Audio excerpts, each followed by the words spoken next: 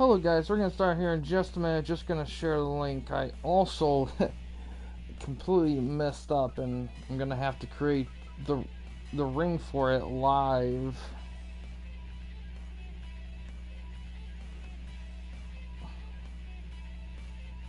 Shouldn't take too long though.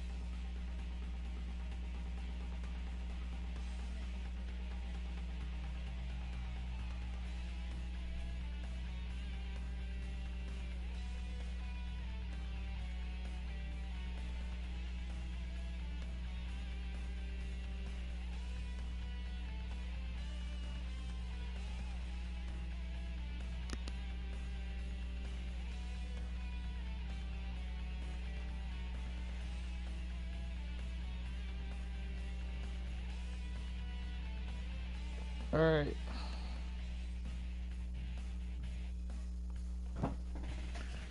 Ooh.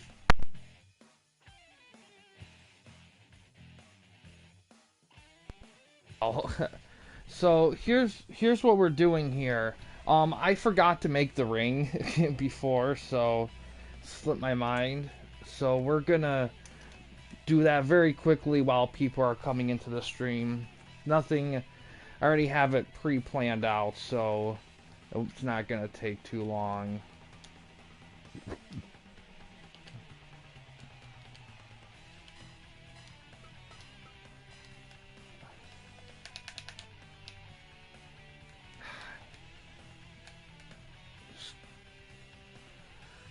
Hi, Gray Man, how you doing?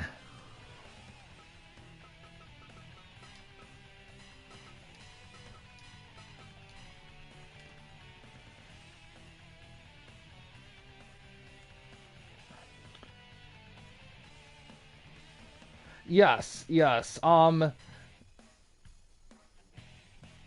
Nice.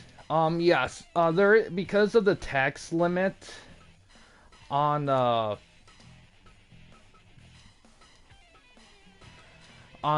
in the game, I kind of try to go by minimalism with it. Plus, it auto does like champion, so I just figured TWN blank, and then it fills in with TWN champion 719. There we go. Alright, so the way we're gonna do it is,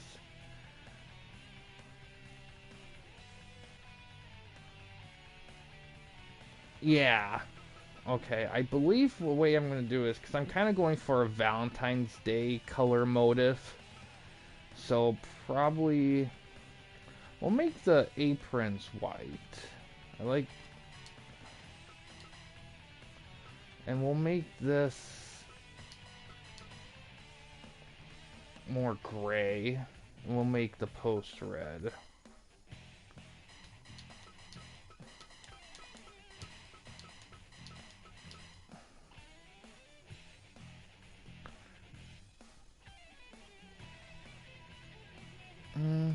I might mix in a little bit of gray here.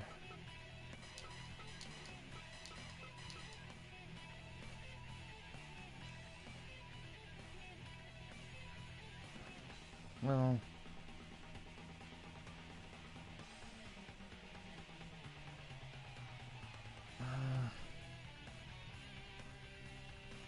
I don't know. Let's try it. Let's experiment a little bit.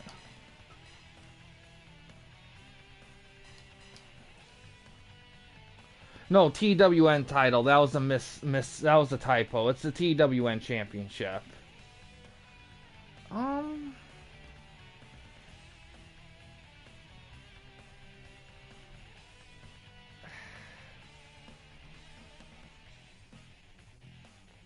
I think I'm just gonna do black. No, I can't do black as the outline. I don't want a black ring. Yeah, I think gray. Gray's probably the best way to go about it. I'll just...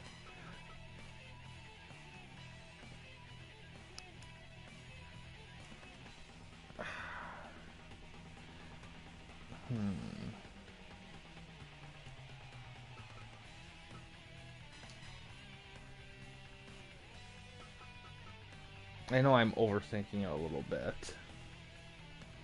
Yeah, no, if it was for the IGW title, it wouldn't be the main event. I'm not going to put all the TWN titles down for one promotional title. Okay, I gotta stop dragging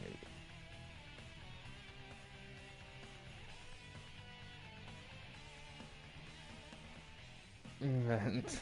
Ooh. Is it for WWE? Okay, that's gray.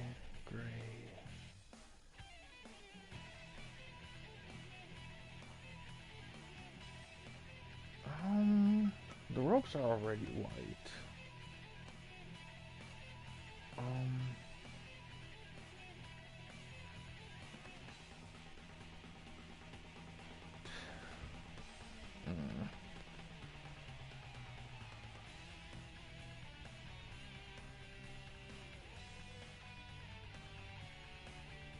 I could make the apron red.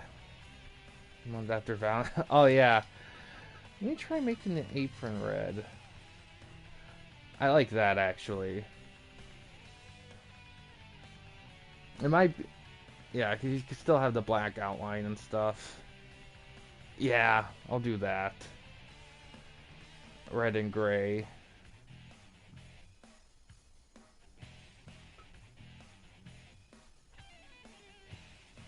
Okay, yeah, we'll roll with that. There we go. Now we're going to get the event going here. I know that took a little extra few minutes, but I figured I could get away with it. Alright, opening match is a tag match between Edge and Christian and Miz and Morrison. What's on the line is the service ship, the managerial ship of Sunny for next season, and also a TWN tag title match against the Briscoes later on tonight.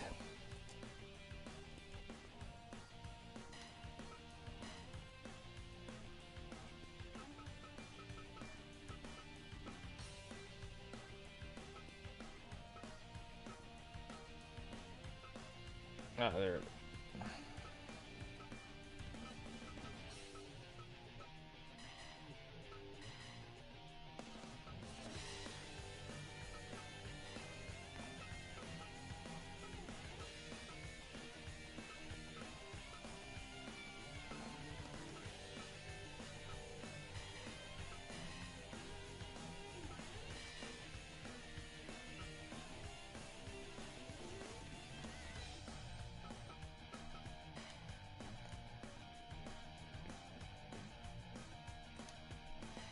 Alright, let's see how it goes for the opener here.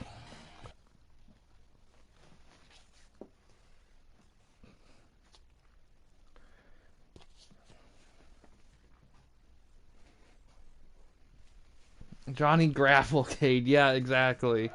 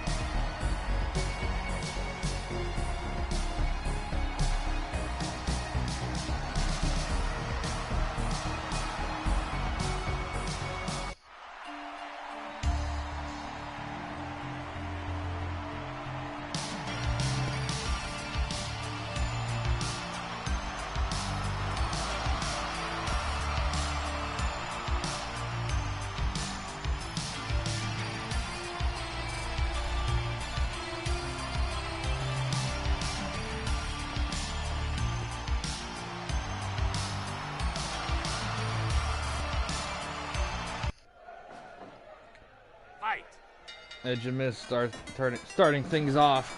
The event gets underway here. We're going to go through the rest of the card here. After this match, Jason Black is going to get a special title match against Juventud Guerrera for the SCW Cruiser title.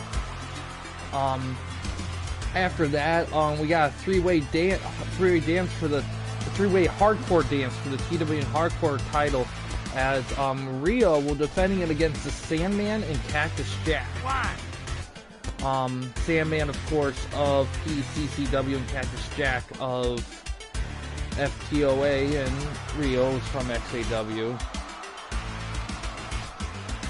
And after that, Shermie of XAW defending the TWN Women's title against Bailey, who will be representing PCCW. After that, IGW's Dean Malenko will defend the TWN Junior Championship against SWA's Jerry Lynn. After that, we got a four-way dance with the TWN Broadcast title on the line, as Cody Rhodes, defendant of GSW, defends against SCW's Larry Sabisco, IGW's Doink the Clown, and TWL's Roddy Piper. After that, Harlan Heat of PCCW will challenge Rio and Yuri of XAW for the TWN National Tag titles. After that, Samoa Joe of GSW will be challenged by Justin Credible of PCCW to take on the TWN National title. And a semi-main event, the winners of this match will face FTOA's The Briscoe Brothers for the TWN Tag titles. And in the main event, we got a three-way dance. IGW's The Rock will defend the TWN Championship against PCCW's HBK and FTOA's AJ Styles. Now, a special thing tonight is called the Recall Clause. Pretty much what it is that any wrestler that was a champion during the season has a chance to recall and re-challenge for that title tonight.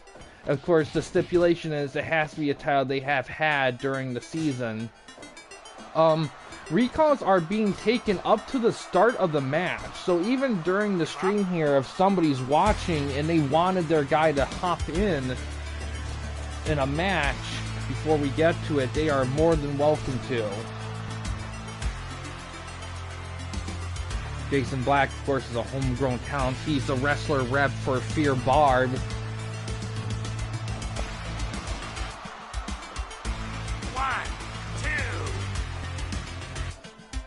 Yes, after this match, he's going to be challenging SCW's Juventud Guerrera for the SCW Cruiser title. So, I don't think your guy's held championship yet, so it's a good chance for him to add a little bit to his resume here. And it's great, too, also because the next draft we'll be holding in the offseason is going to be for all the free agents going into developmental. So getting that SCW Cruiser title could be good incentive for Star Fox to draft you to his developmental as well. Or something along those lines. Going on prettier. Lining up. Big spear. 1, 2.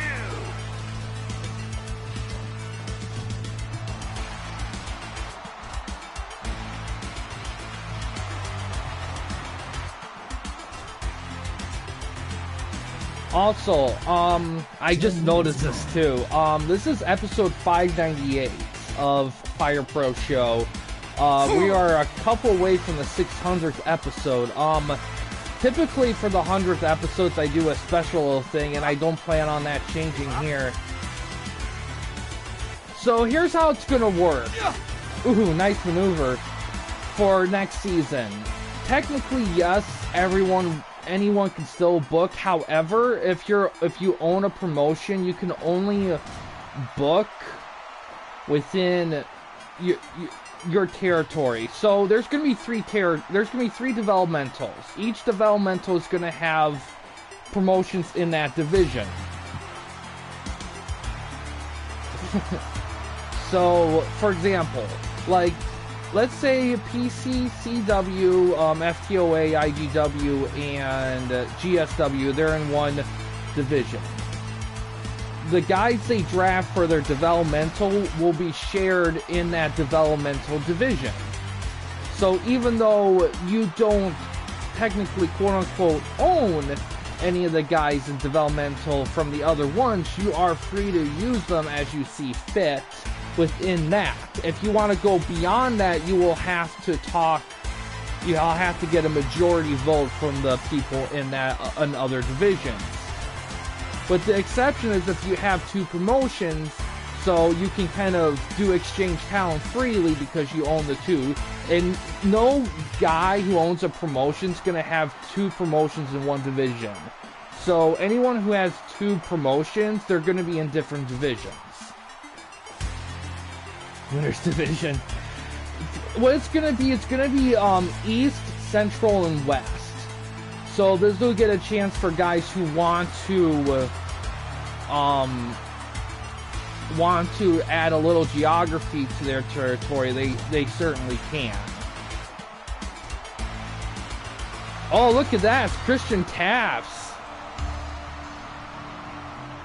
Pretty much. The way I'm gonna divide it up, I haven't really gotten over that yet, because the way I'm gonna divide it up is I want to.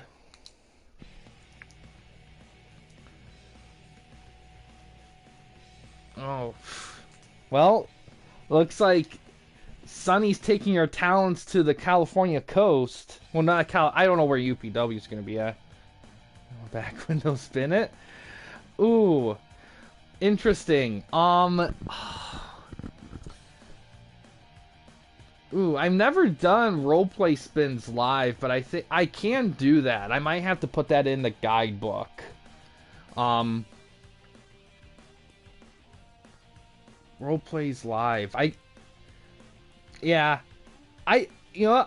gonna make that a canon thing.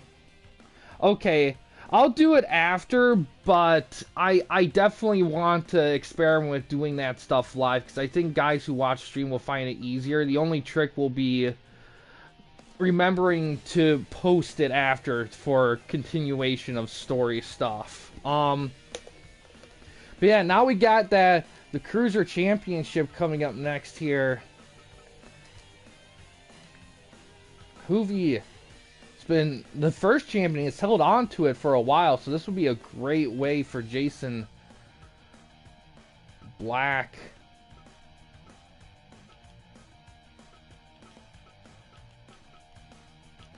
to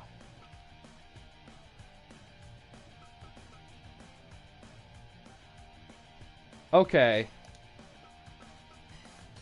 Alright. It's been a minute since we've seen Jason Black in action. Let's see how it goes. But yes. But for anyone, for the territory stuff, but for the developmental, but for anyone that wanted to book an event that isn't running a promotion, the way it's going to work is, one, they would have to have a wrestler created in as their rep, like Fear does for Jason Black, to do that stuff. And once they can form a show within the developmental territory they're in, like East, Central, or West, within those guys. How it's also going to work for titles. There's going to be 9 titles. There's going to be 6 singles and 3 tags. However, they're not going to be divided by division. There's going to be secret champions in the draft. And promotions are going to have to... And it's going to be surprises. So one of the divisions may have 1 champion, another may have 5 or 4 or whatever. All the belts are going to have unique names too, so it's not going to be under like TWN blank this. It's all going to be fun stuff. Also,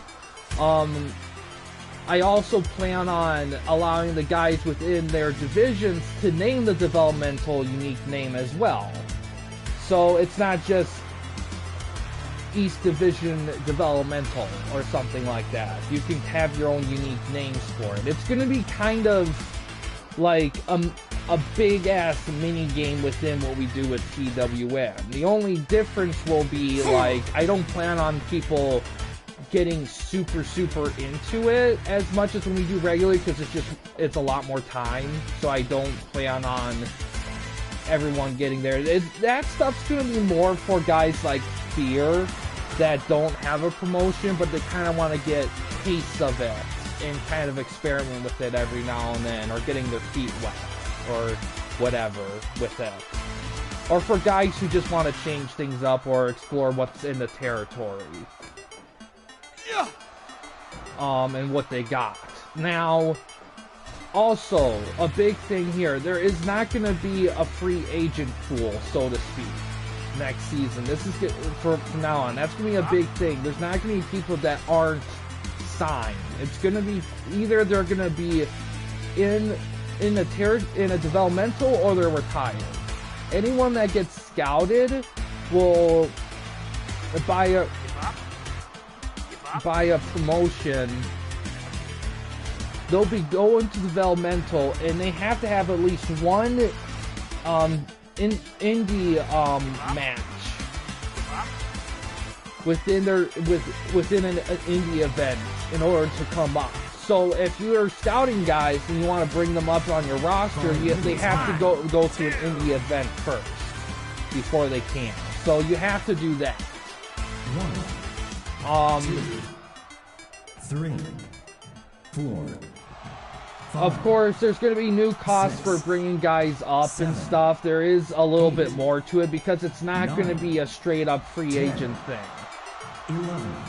And I'm kind of switching to this mainly because I want to create an incentive on things and make things more interesting than a typical free agent stuff, because it's kind of just a hodgepodge of stuff, and I kind of want guys to give guys a chance to really see what they can work with and develop. And I also think it'd be a great way to get created wrestlers a chance to, you know, because I also plan on next season is created wrestlers, any rewards that are earned with created wrestlers in a promotion capacity will be doubled. So if a guy steals a created wrestler steals another promotion's belt with that said promotion they're signing, instead of getting like 4 popularity points, they get 8 for the promotion. And it's doubled for everything across all stuff. So, ooh, 450. Jason has to be careful here. I'll put this all in text form, of course, if I haven't already. But, yeah, there's...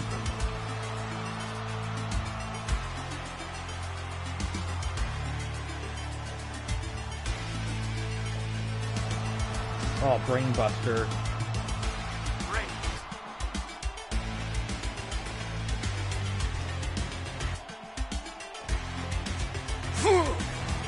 Tiger Bomb going up top. Putting stand. Flying Senton. Float over DDT.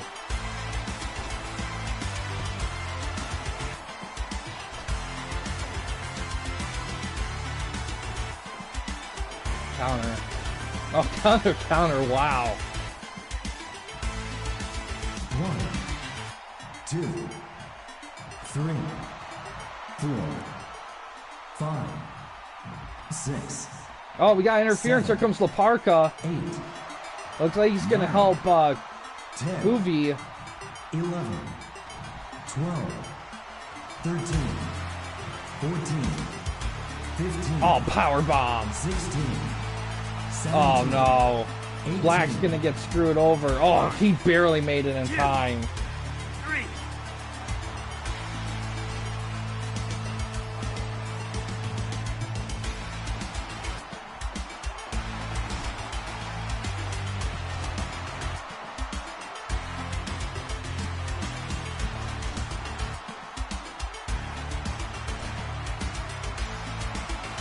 Power bomb.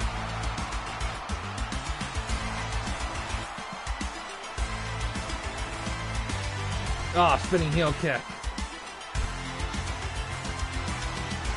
Oh, rolls him in an armbar, but the feet are on the ropes. Oh. Yeah, former chairman. Oh, crucifix. Gotta get out of those ropes. Oh, big suplex. Drop kick. Yeah.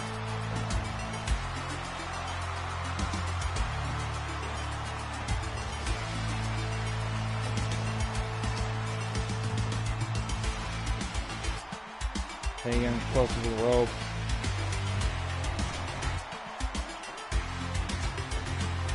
Counter. Ooh. Oh, Nightmare of D. Oh, got up straight up. That was his finishing move. Black's gotta wear him down some more. Ruby has held on to this title for a while. Oh, here's another Rana. 1, 2, 3. Oh.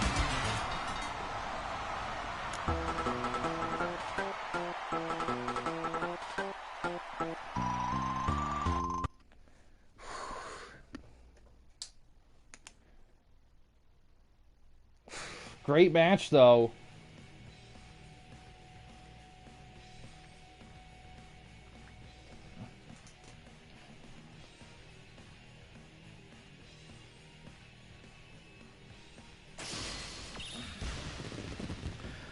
Fear, before you, I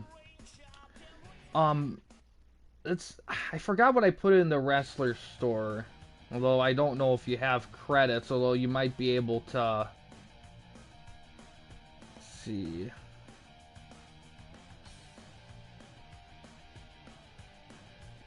I should add this to that store, but,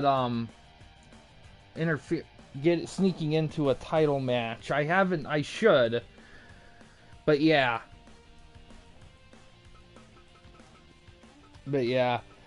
Sorry, Fear. It looks like it was close. But not quite.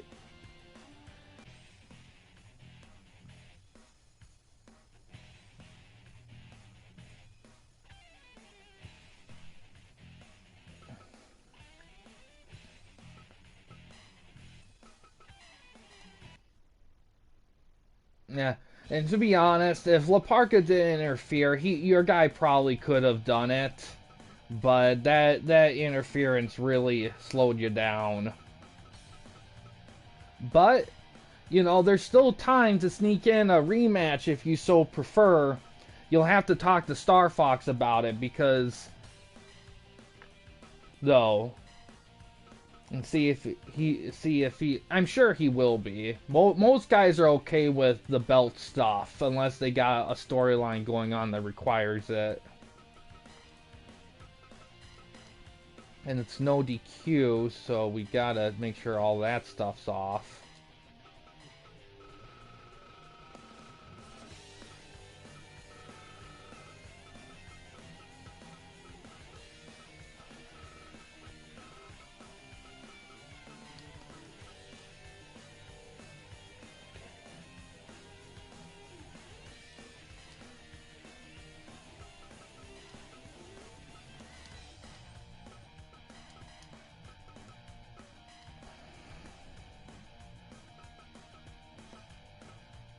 Sneak peek in some of the 3 new promotions as SWE.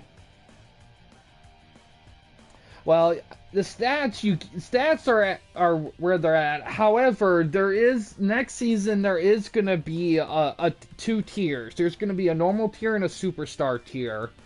And in order for you to get to a superstar tier, you're not going to be able to buy into it. You kind of have to earn it a little bit. But 70% of guys will still be normal, because the way superstar status is earned is promoters will pick guys who they will have as their superstars. The best thing I could do, I would say look at your moveset and see what you can do. You can experiment with moves or styles and stuff. However, you will need credits to change stuff.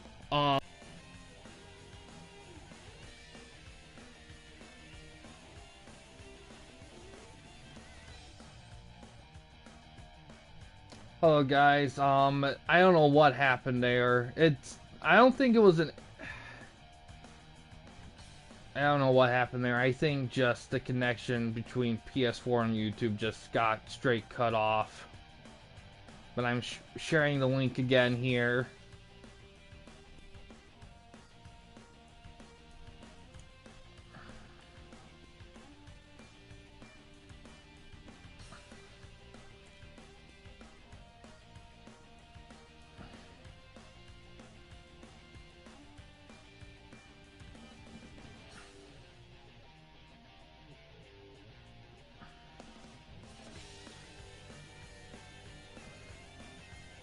Sucks too, because things were going along.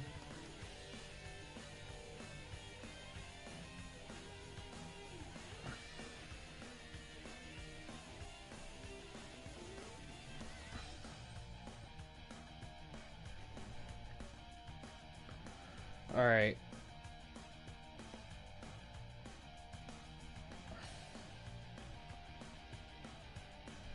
Okay, I'm gonna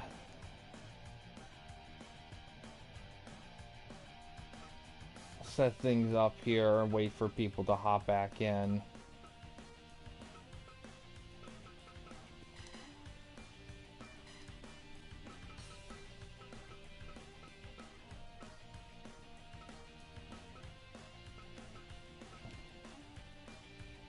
Yeah, I don't know what happened. It was just a sudden error. I think just YouTube and PlayStation just had a hiccup with the connection, because when I started that stream, the internet stats were money. Like, nothing wrong with them at all. So, it definitely wasn't an internet thing. It was just a PlayStation YouTube thing. It sucks, but I kind, when I do these streams that I know are going to be on the long side, I kind of anticipate that, yeah, it might happen, and I can kind of live with that a hell of a lot more than when it's on a normal like 6-match stream. That irks me sometimes. Okay, we got everything good here. Let's see how it goes.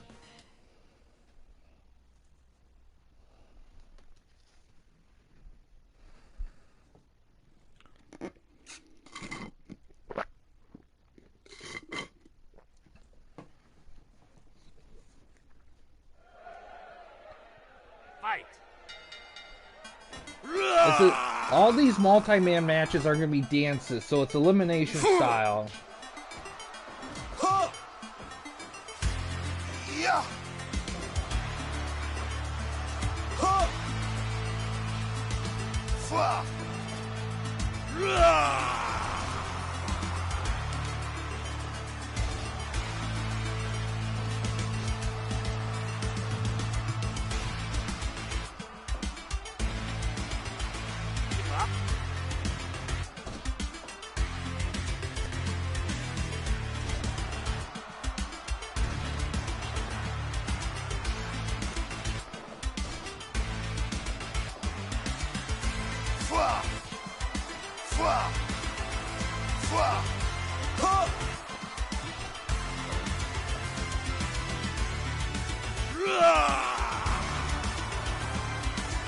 Ooh, big suplex. Ora, ora.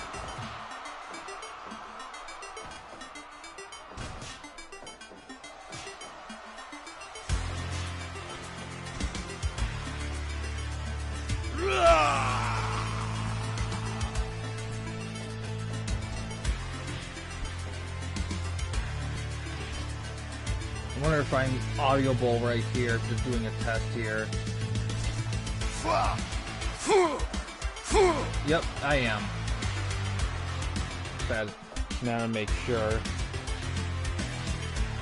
Punch Train between Sandman and Cactus Jack.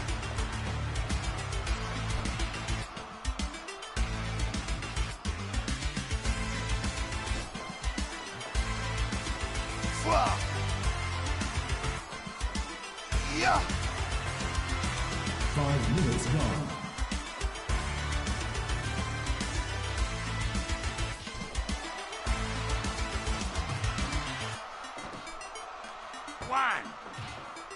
But yeah, as usual, the streams will be combined like I usually do, ASAP.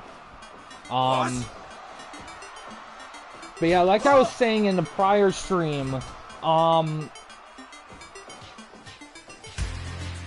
was it? About, before there was other stuff that came up, Yeah. trying to think. Yeah. Double arm DDT,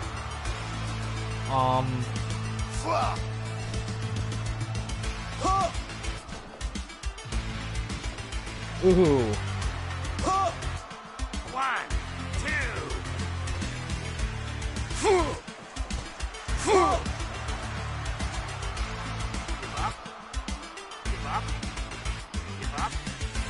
Give up.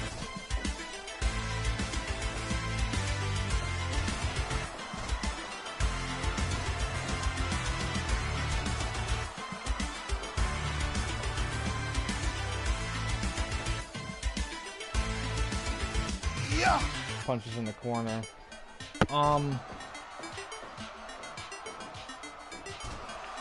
Oh yeah, the 600th episode, I typically do a poll on stuff for the special events, and I plan on that being the same this time around. However, I do want to give guys a chance to pick something, so Damien is getting whipped. What?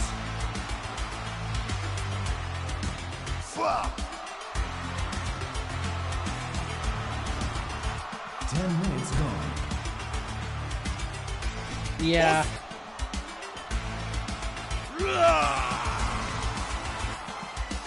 DDT. It's the three-way curse there. It's like when you play WrestleMania 2000 or No Mercy. If you do too much, everyone gangs up on you.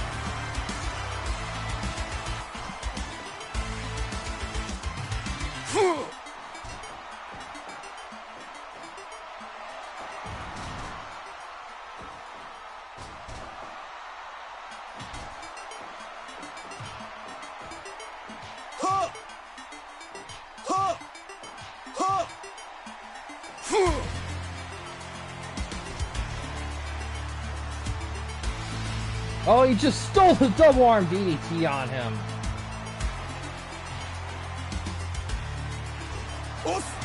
You see, Rio here, he's one of the few heavyweights in Eli's promotion.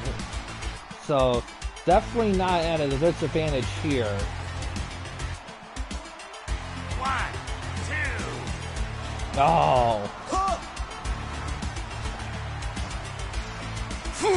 Powerbomb. 1,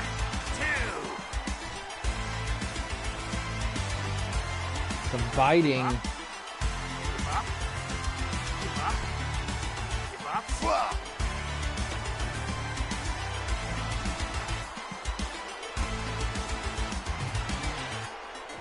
What? Oof.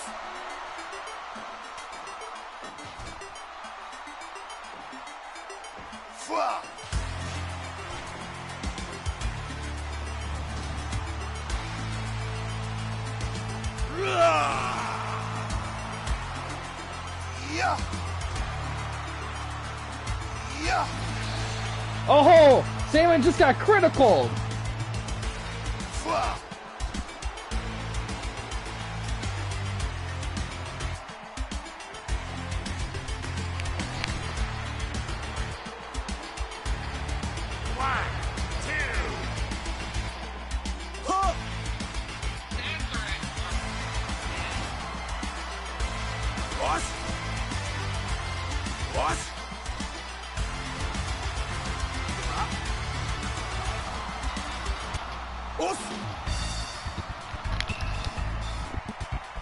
Oh man.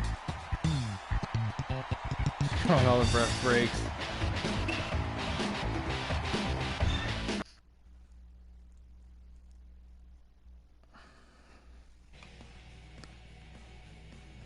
Oh, wow.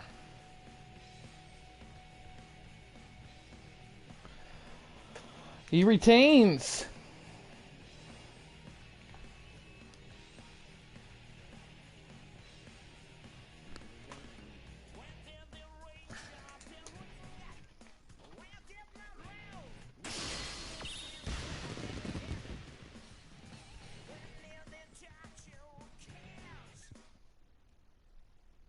Oh, Shermy and Bailey for the women's title.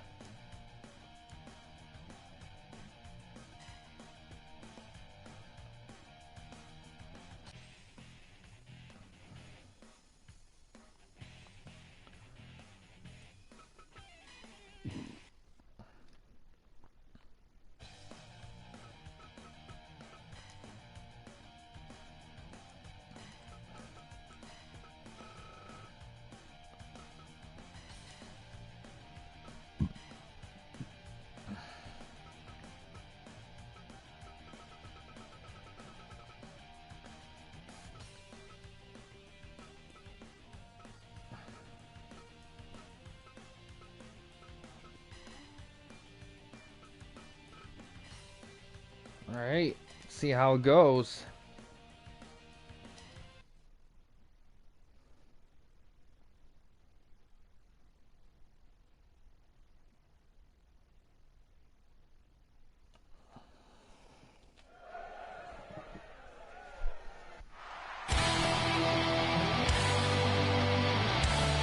But Fear just commented, texted about improving individual wrestlers.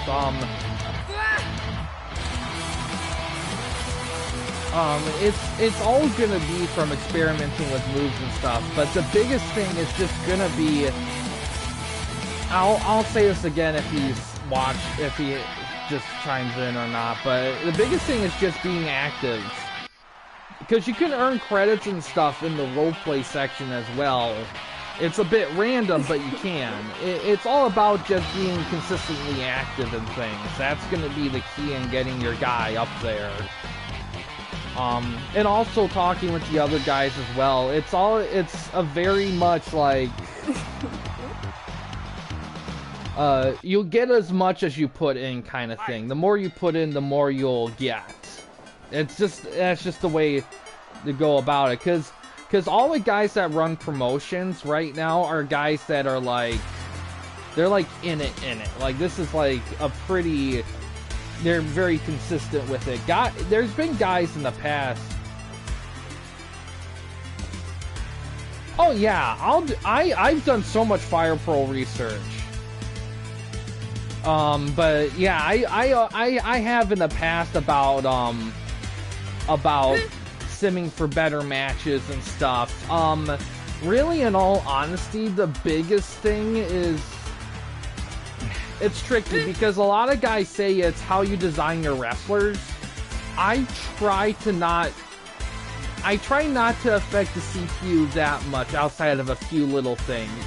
For the most part, I like to leave it as is because, one, a lot of guys who make these are better at it than me, and if they got it down to the guy, I like to leave it at that. Even though we try to make things balance out, I like wrestlers to have their own personality, and I don't want to like get it too much one way or the other. There's a few exceptions to that, like interference and weapon usage are all the same. I customize that priority section for move priority so that the guys actually act like them and they go for pins on moves they should go for. There's other little things too, that making sure if a guy has a corner to center move, he actually does it, making sure that happens. A new one is making sure guys that do a lot of corner grapple moves do them more often, making sure that's a thing. There's a lot to it.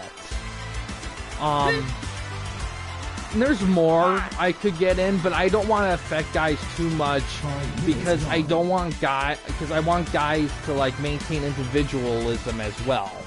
So if a guy's going on a hot streak or a team, I leave it as is. There's very, very few exceptions to this. Legion of Doom was one of them.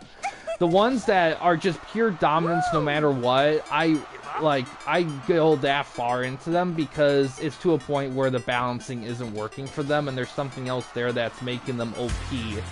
And I really had to dig in with those guys.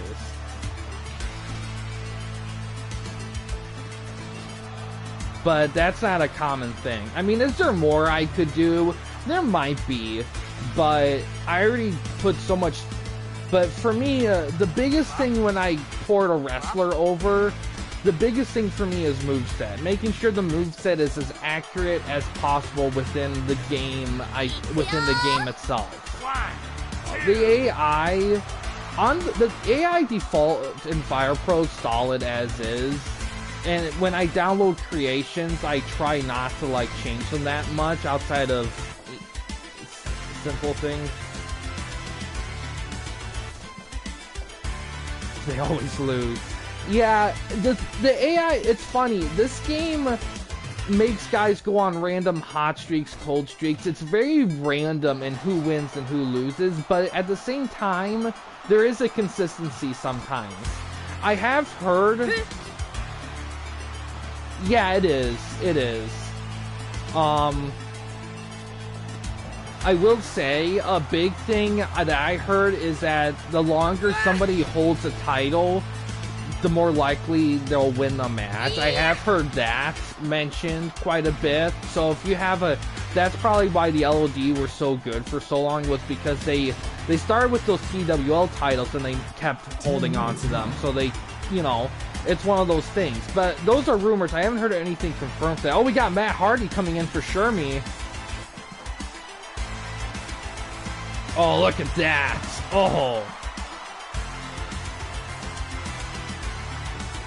Yeah.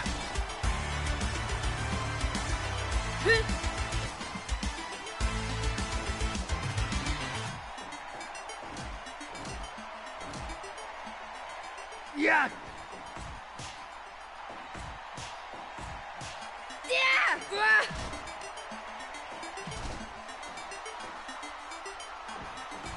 Ooh. Oh, both ladies are down. Oh, a twist of fate on Bailey. She gets out of the ring.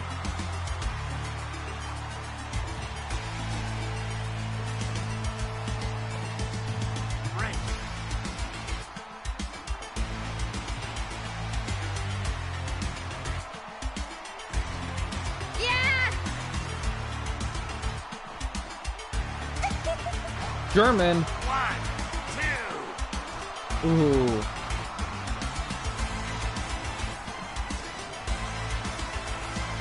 Yeah. Floater. Woo. Oh, wicked German. 1, 2, 3. 1.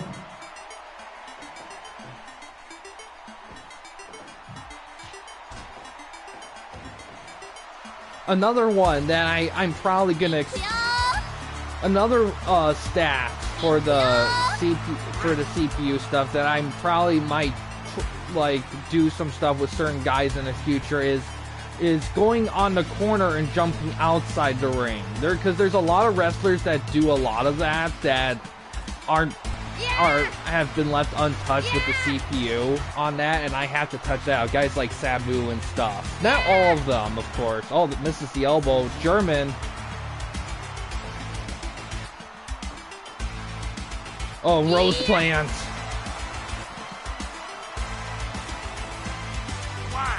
2, 3.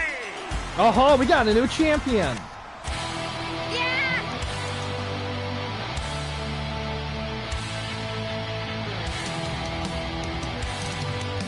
That reminds me, we gotta check out how Sandman's doing after being critical in that last match. We'll have to go to the wheel. That was almost a pure match right there. Look at that.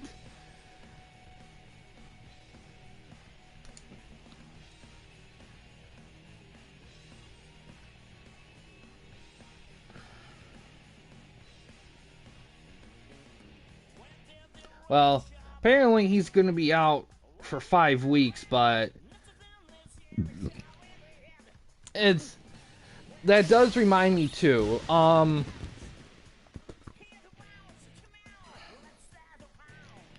I know I mentioned a retirement system before we got to this, but I think I might adjust it again to make it simpler. Basically, what's gonna happen is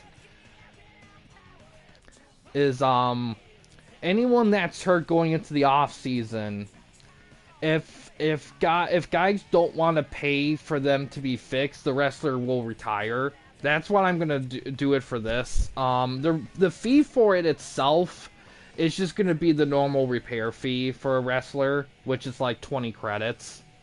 I don't think anyone's gonna have a problem paying that. Everyone's kind of swimming in credits, but next season I'm gonna make it a lot more challenging. I'm gonna make a lot easier for guys to lose popularity points and credits as much as gain them.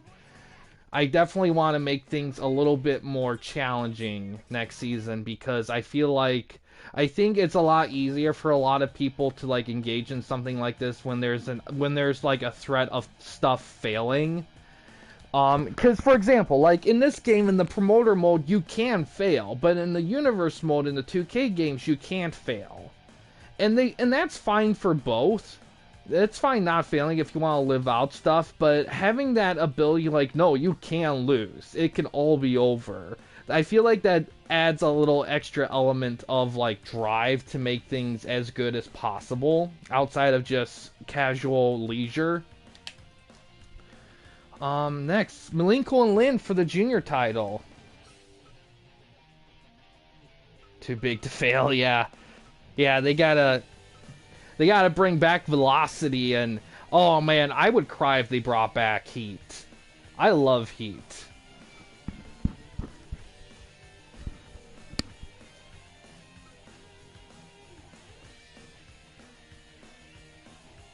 Oh yeah, definitely, especially on the post.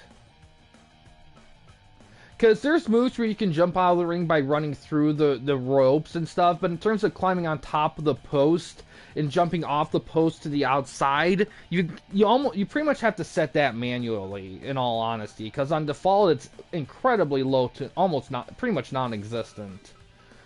Where the junior titles down here? Right here.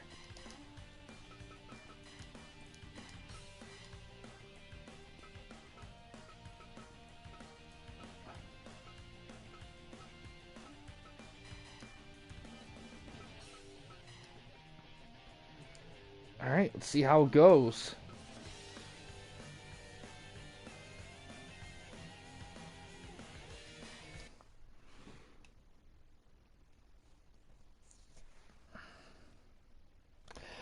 Kinda. It's divided by, move categories. So you have to put the percentages in certain categories. Like, if you have them jump, off the top post like that, you have to put because it's out of 100. Like, there's a percentage you have to put for nothing or just lead casually, and then for jumping, and then you have to divide it from there. Now, granted, it's not something I say you have to do with all the guys. In fact, I wouldn't make it a usual thing. But if there's guys that are famous for it, like Sabu or HBK, like a moonsault to the outside or a dive to the outside through the post, not from the ring, not from like the ropes, but from the post, because that's a big difference there.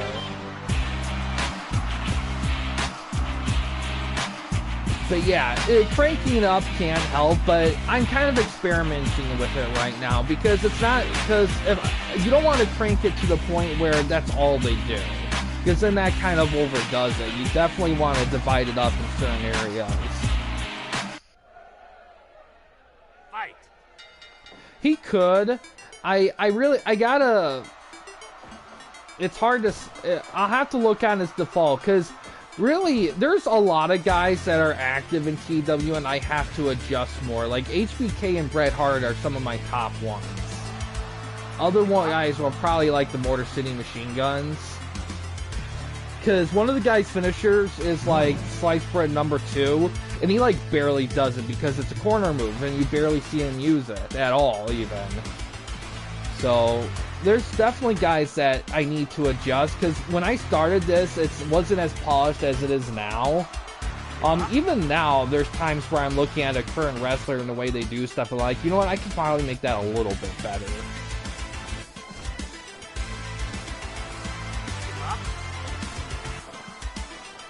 But yeah, also, for the 600th episode, I would like to hear some ideas from guys on what to do for that one, because I would love to, like, because I don't know what's left of. The only thing I can think of that's left really is showing off some of the Stardom women's wrestlers, but I think I already did. I'll have to look, because if I did, then I'm not quite sure, because I've done almost everything. Oh, replicating an event. That's interesting. I know that's been brought up before. That's a definite possibility for sure.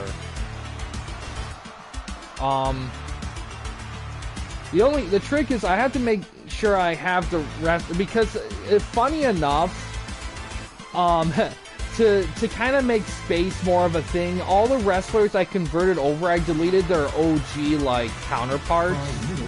So hopefully I'll have to look, because there's some matches that are on some guys that aren't in the game. Like, I can't do like a triple threat tag ladder match, so that'll kind of create some abbreviations there. So I'll have to, it's definitely something I want to try to, that's definitely something I would consider doing. The only trick is, oh man, what would be my favorite event? I don't know. It's hard to say, because there's a lot of events that are objectively the best ever, and I agree, but there's not, I don't think I saw a wrestling event and I was like, my favorite wrestler? I get asked that sometimes, and to be honest, I don't know. It's hard for me to think of like wrestling like in favorites, because I don't know. I have to, it's probably the cliches like Rock, Austin, Brett, you know. If they're really, really good at what they do, I tend to like them a lot, just because wrestling is just such a hard thing to ace down. It's simple but difficult. It's easy to learn, hard to master. Austin. Yeah. Just Bret Mania, just all of Bret Hart's best matches recreated on the thing. Oh, cradle pile driver. That'd be an interesting one to do. That's that's other guys I have to update. Scott Hall and Kevin Nash. I really need to touch those guys up. 10 minutes gone. I'll have to.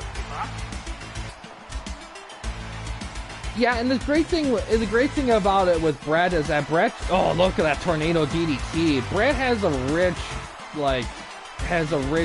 catalog of opponents he's faced.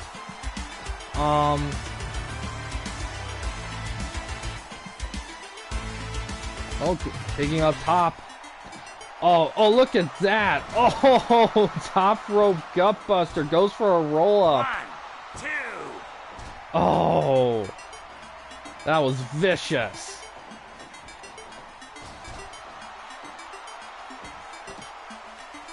Another gutbuster. Oh, going for that clover leaf. Oh, how is he not tapping? Oh, he taps out. Malenko retains.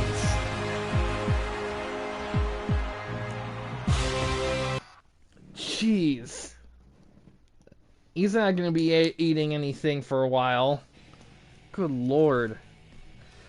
10% of that 82 was from that top rope gutbuster alone. Nice retention for Dean Malenko there. Doing IGW proud. I do want to announce this too. I'll say this in the Discord too. Despite the last performance of IGW being great in their show, I am open to trading guys if people are looking for some guys, because my roster, I am a little disappointed. A lot of it could be the way that I booked. I probably didn't book the best. I should have done more tag matches in all hindsight, considering how many freaking stables I had lined up and stuff. Oh, we got a 4-way dance coming up here. Broadcast title on the line. Oh, it's a massive win for sure. Because I think that win qualifies him for Hall of Fame status. Actually, I have to check, but that'd be awesome if I can get Dean Malenko in my Hall of Fame. It'll open up a slot for sure. Yeah, and I have been lately thinking about, because originally I was going to have the default roster for all the promotions be 32 guys each, because right now the most the guy has is 31.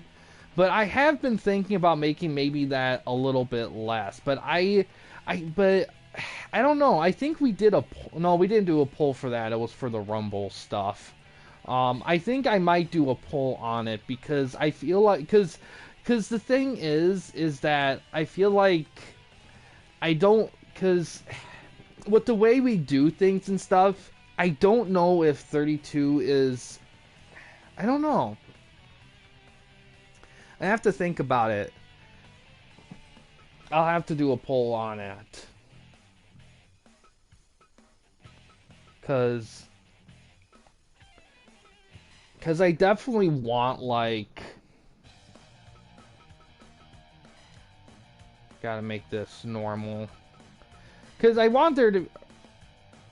Yes. However, there are exceptions. If you have the next season, if your guy has the broadcast, if your promotion has the broadcast title, you'll get an extra 2 matches, and they'll replace the lowest 2 matches on your default 6-match card. So there are exceptions to that.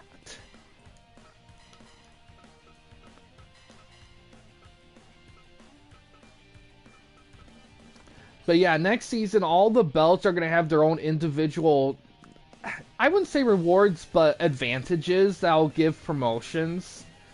So they'll give you guys, yes. So for example, let's say your extra 2 matches, they both get like 80, 82, and then in your other 6 matches, one of them's like a 67, a 71. Those numbers will replace the bottom 2 of those numbers. So it will still be divided by 6. They would just replace the shit matches on the card.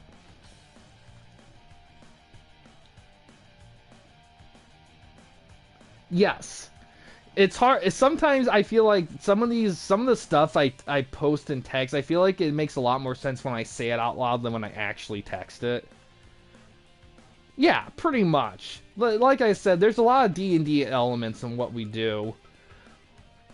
Also, oh, sorry, that was loud. Also, next season, I plan on roleplay to be a much bigger thing. My goal is to try to make at least 1 post in everybody's roleplay section, like, once a week.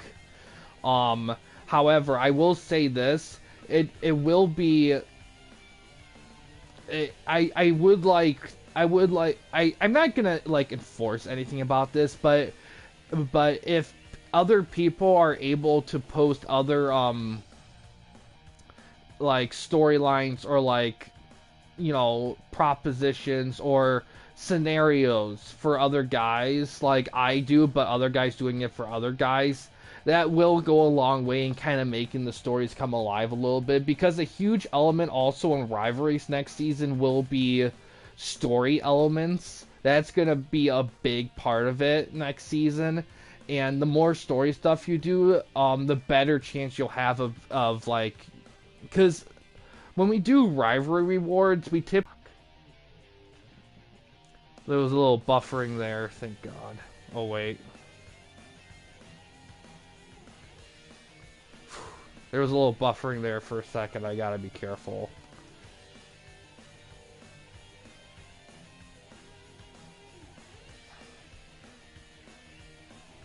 Yes, exactly. And that's the thing too. Rivalries, you'll need a minimum 3 matches through a season, but you can do any number after 3.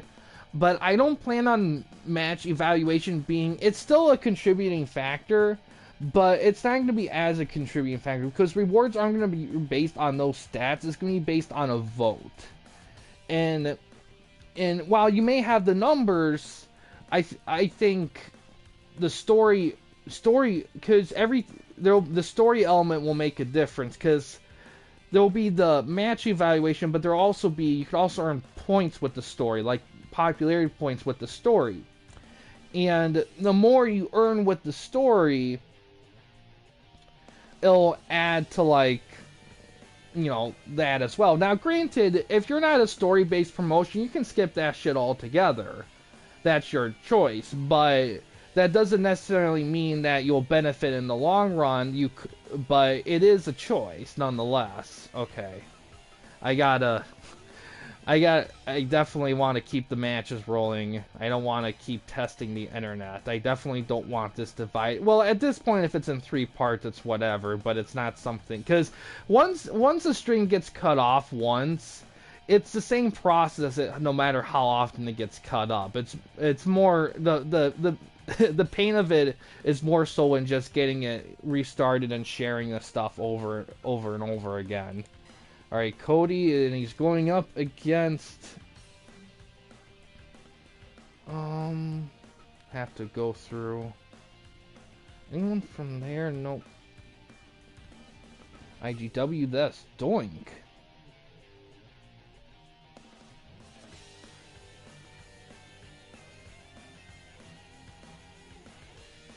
Yeah.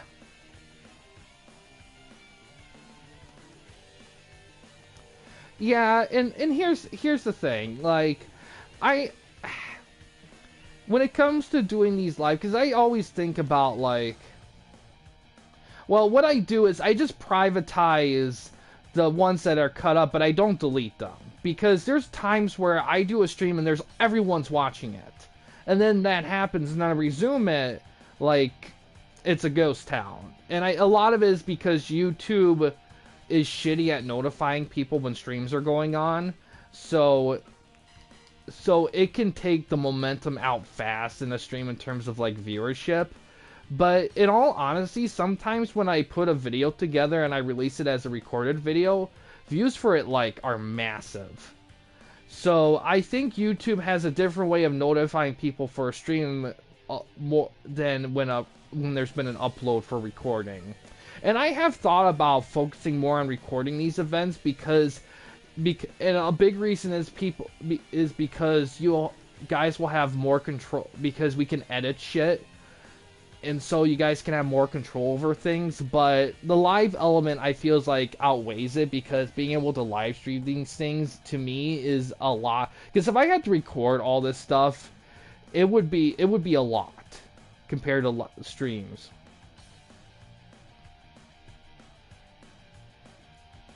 Yeah, I forgot how the system is technically, but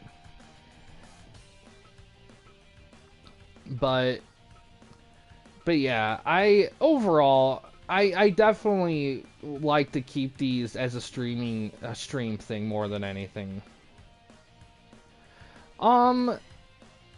Shoot, did I skip somebody? I did. Who was it? Piper. He's next.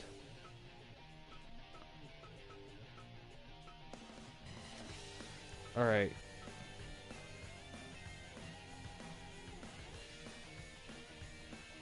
Alright. Let's get this going.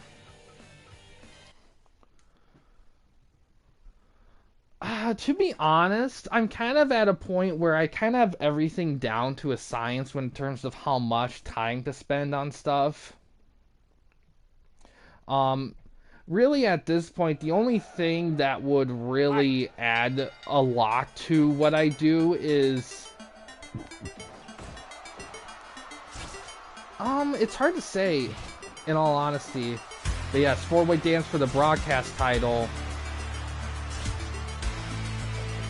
It's elimination style here. We're in the middle of the event here. For those of you just tuning in, there was the first 2 matches are in a separate stream due to an internet connection issue. The 2 events, of course, will be combined and released as one video ASAP, but for you guys, you're good as is. It won't affect you guys at all. It is just something to keep in mind if you guys want everything in one streamlined video. Really?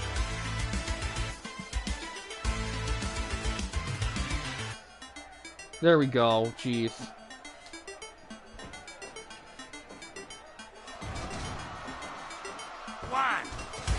I don't know.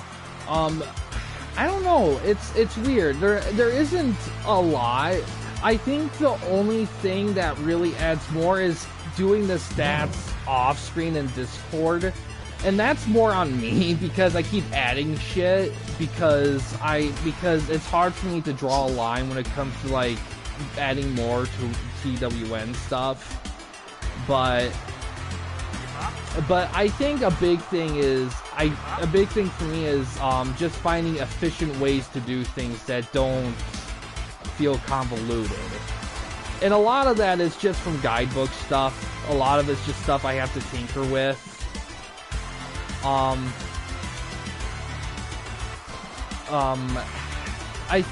I think one thing that'll help a lot, because the only thing I struggle with making time for is the roleplay stuff. And I think having everyone, not everyone, but if there's a few people that are able to do some roleplay stuff with other people, the way I do it, it would kind of add a lot. Oh, internet connection quality. Yeah, thanks for the heads up there.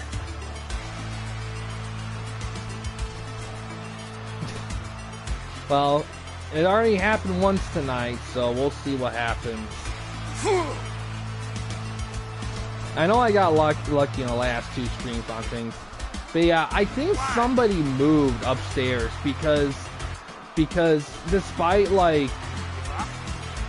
despite a lot less stuff on the internet in my apartment, I still have to go through some stuff. And I don't know what it is, but yeah, it's just one of those things. You can only do so much. But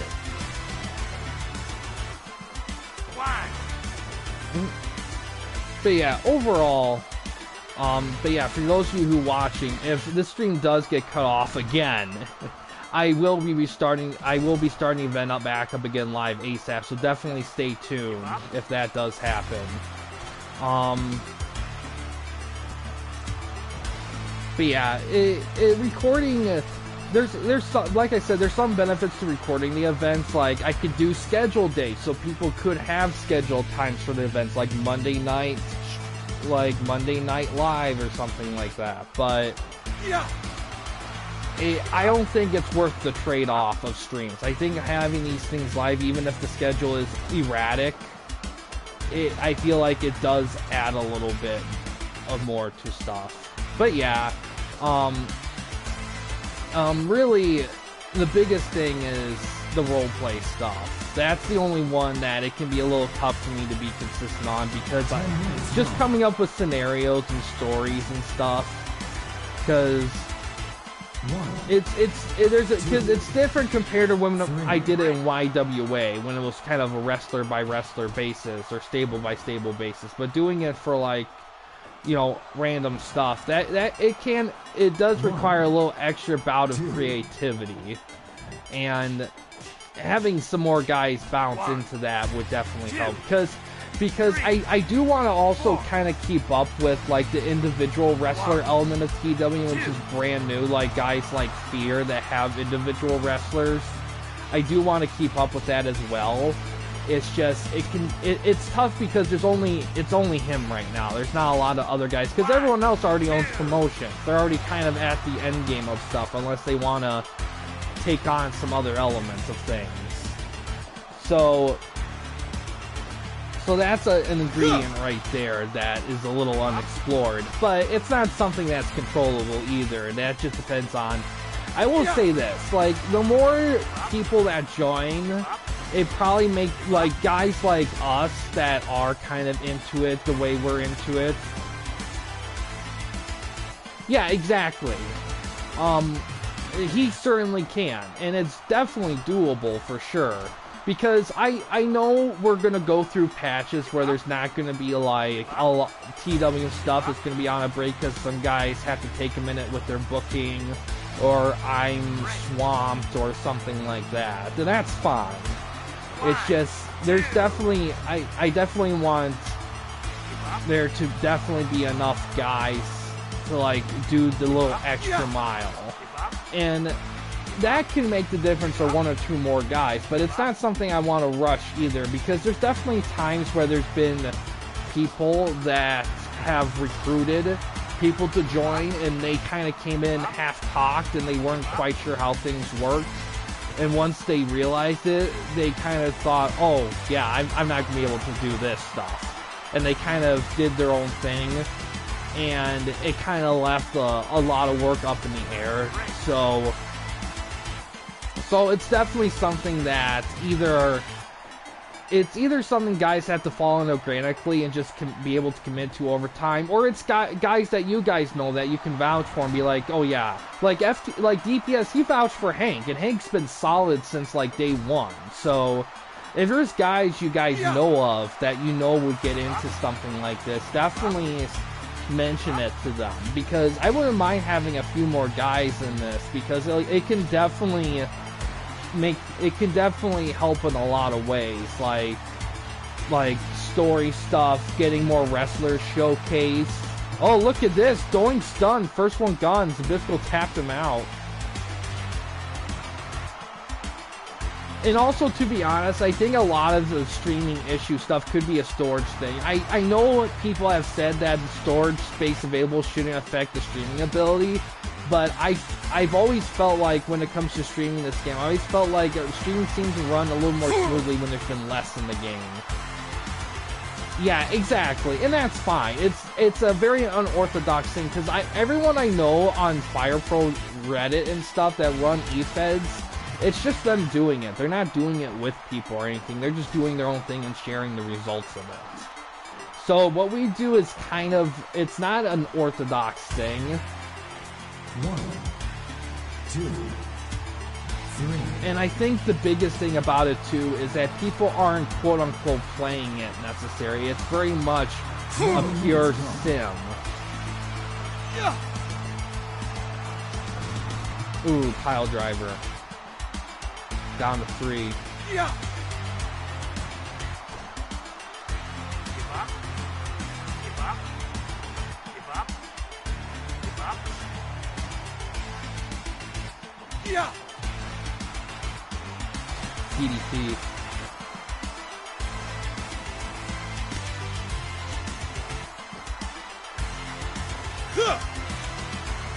In this multi-man match, yeah.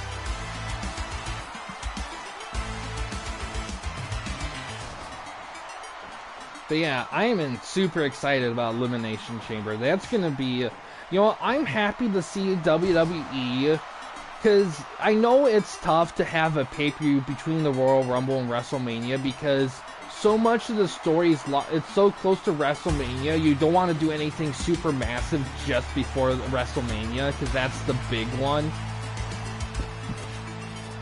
So it's definitely a tough event to make big. And I think they've done a great job.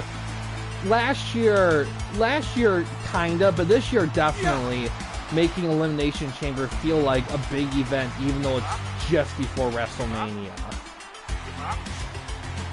And I kind of get, on the other hand, too, having something in between the Royal Rumble and WrestleMania, because shit happens, injuries happen, people get cut unexpectedly. You want an event where you can kind of make make a change. Yeah. And here's the other thing too, though, on the other side of it, Crossroads. That you could also argue that why not just do that stuff on the shows? You got like 2 of them, 2 to 3. Soon both of them will be 3-hour shows. Why not just do some of the big stuff on those shows and earn some goodwill for the fans to give them a freebie? You know, and I kind of get that too, because I just feel like that if you're gonna have the shows, Like, because here's the thing. Here's another way to look at it. One of the biggest wrestling moments in history of wrestling happened on a weekly TV show. You know, if it's good enough for that, then anything's good enough for that. That's the way I feel about it.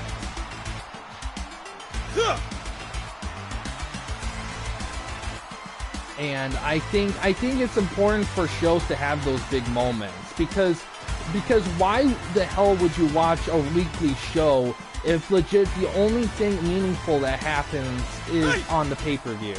Yes, Mick Foley title. I'm glad you got that. Yes, Mick Foley winning the title. It is one of the biggest pops ever, one of the biggest feel-good moments, and it happened on Raw. Just an episode of Raw. Just cuz, you know. Yeah, exactly. Oh, look at that. As the Bisco's down, it's down to Piper and Rhodes. Yeah, exactly. I used to... Oh, no. Cody won with Piper sleeper. Cody retains. Yeah, and here's the thing. I get it. The show is meant to prop the event. I get it. You know, but the show should have something there, too.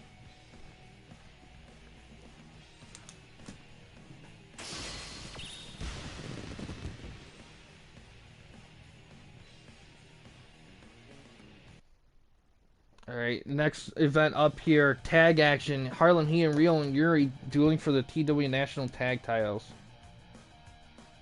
Yeah, and the thing is, I just watched the WWE PLEs. I watch because I have Peacock. For what Peacock offers with everything for its price, it's the best deal for wrestling in my opinion. I know not everyone's a WWE guy, but even if you don't like the current stuff, all the other stuff that's on there, like ECW, WCW, a lot of the other promotions and territories and stuff that WWE owns, it's on there. I mean, you got so much history to explore with that alone.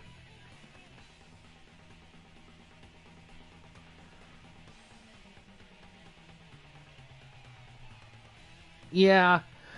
And of course the whole thing with TNA coming on lately, my god, what a mess that is. They had all the momentum in the world, and instead of letting Scott do his thing and giving him the ability to, they're just like, yeah, no, sorry, we're not only are we not going to accept your offer, we want to cut your budget. Because that's the biggest thing, because Scott, he wanted more money. Now, yeah, they didn't. Because here's the thing with that whole TNA thing. Because this is what I believe what happened. Either it was a combination of Scott wanting more money and / he wanted to buy TNA from Anthem with backing from like another company, like a bank company or something like that. And it wanted either or a combination of that, or like, I need a bigger budget, or I could buy it off from you if you're not willing. And Anthem was like, yeah, we're not going to bigger budget. We want to cut your budget, and if you don't like it, you're done, or some combination of that. You're done. And it's so stupid because you guys were doing so good. You have all the momentum. Why the fuck would you not want to increase the budget to TNA? If they would have increased the budget in TNA right now, they would have overtook AEW, because TNA has something that AEW doesn't. It has a history. It has a credible history. It has lasted. It's one of the longest running promotions right now. No promotion, I think, has run longer than WWE at this point. I think everything is like brand spanking fucking new right now, for the most part, compared to WWE. And on a major scale like that. There might be like indie promotions that have been going on longer, but on a scale like that, it's WWE. And you gotta take advantage of that history. You gotta take advantage of that credibility. The fact that you're just constantly there. And Anthem's didn't allow Scott to do that. And then it's up in the air right now. Yeah. And here's the thing too, it's funny you mention that, because I wouldn't be surprised if there's a mass exodus, like when all the guys from All Japan went to form like Pro Wrestling Noah. Like, I wouldn't be surprised if that happened, because people do not like what's going on right now. And they got to make it right if they want to maintain the momentum. If they don't, then it's not going to be Scott or anybody in that promotion that's dropped the ball. It's going to be Anthem that dropped the ball. And once again, it just goes to show that people that own wrestling promotions don't have a fucking clue what the fuck they're doing. Alright, what was it? Oh yeah, the national tags. Oh man. Do I have everything set? Yep, and I just need Harlem Heat. Yeah! There should be, in all honesty, there should be a wrestling union. I think anyone would agree. I mean, hell, we almost got one with Ventura if Hulk Hogan didn't fucking sell him out. I mean, they would have done it. They had the means and mode and opportunity, but Hogan sold them out.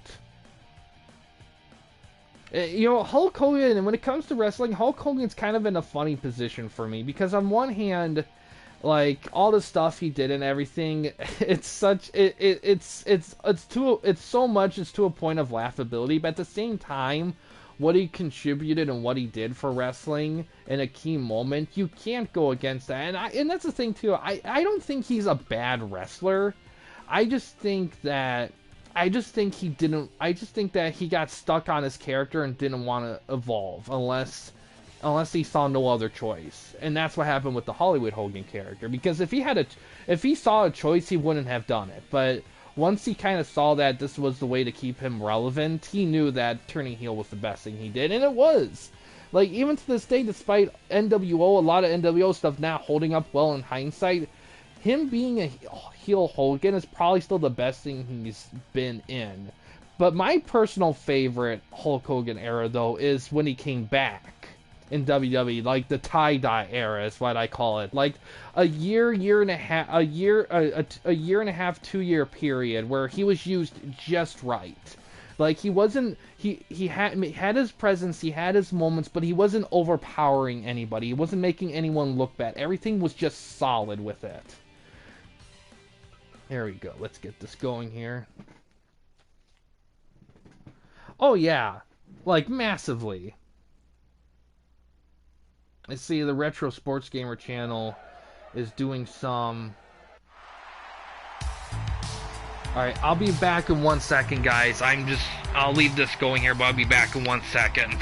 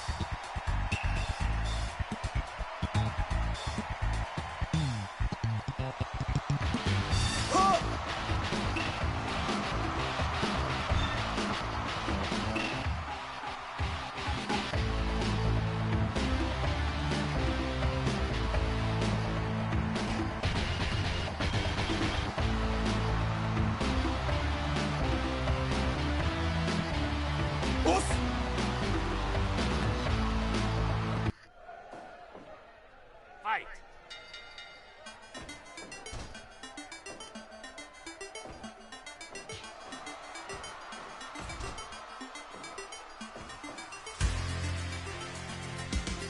What?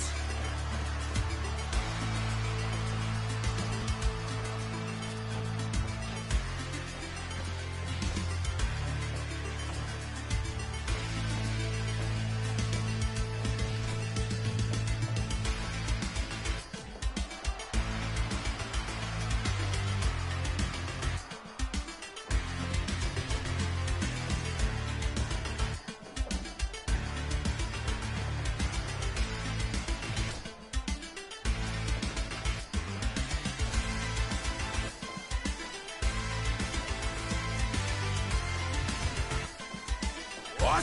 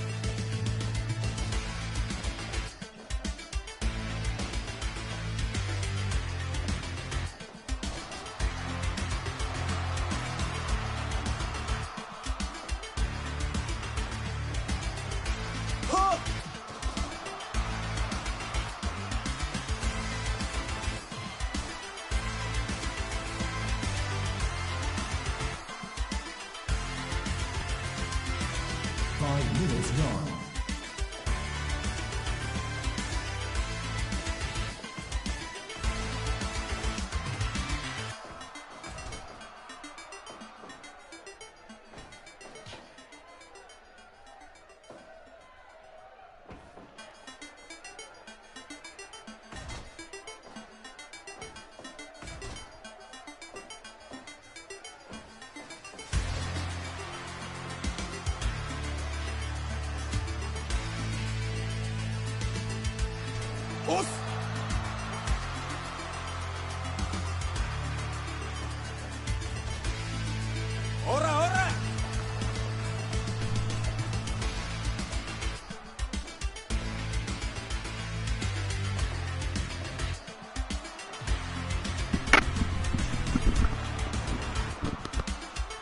Sorry about that. Had to take care of a few things.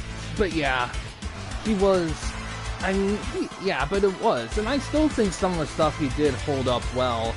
I kind of wish... watching Reliving the War, I kind of wish he did more, like, stuff that was, like, heel. Cause I feel like I feel like when he first started, he was very, like... great heel stuff, but I feel like he started to go on repeat for a while with some flashes of heelness. Ooh, look at that move. What? Attitude Era was kind of funny. Yeah, exactly. I mean, there were definitely guys they wanted to paint as bad guys, but it was just a... The thing with the Attitude Era that made things so much fun is the unpredictability. And when people say they want the Attitude Era back, it's not necessarily mean like they want like the sex and like the shit story, some of the crap storylines. I think people just want like unpredictability. They want anything to happen anywhere at any time with anyone. They want to. They don't want to know what's going to happen when they put it on. That's what made it fun. And I feel like right now they're kind of getting somewhere around that type of vibe, with the reverse of it being like titles are being held for long periods of time as opposed to like changing.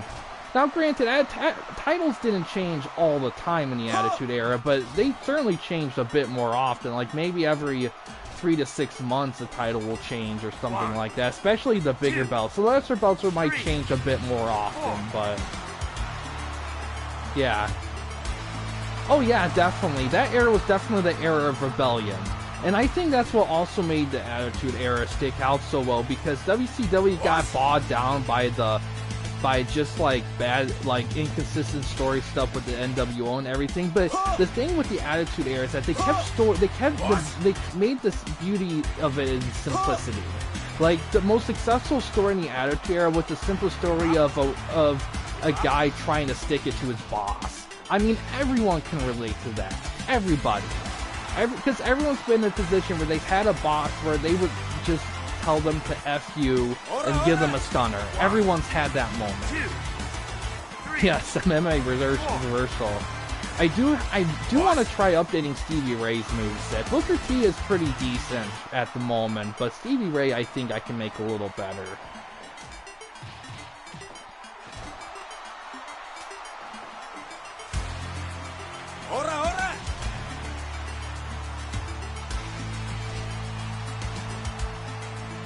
What?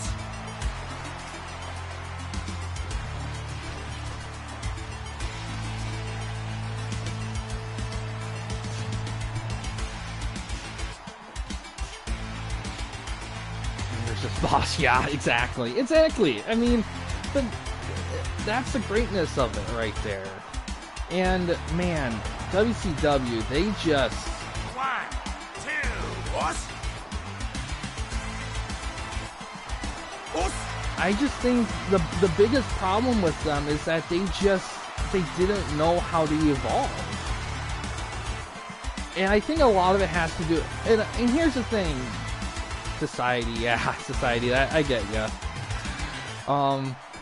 I think and that's the biggest problem with WCW. I think they just didn't know how to evolve, because I feel like I think, here's the thing, everyone gives Eric Bischoff a lot of shit, and yeah, granted, even he will say that there's some stuff he forced or wanted to do that was not good ideas in hindsight, but the stuff that he did not want to do that they did, he was right on. Like, he did not want to do Thunder. He thought doing Thunder was a mistake, and it was. It diluted stuff. It made things a lot harder, and it wasn't worth it at the end.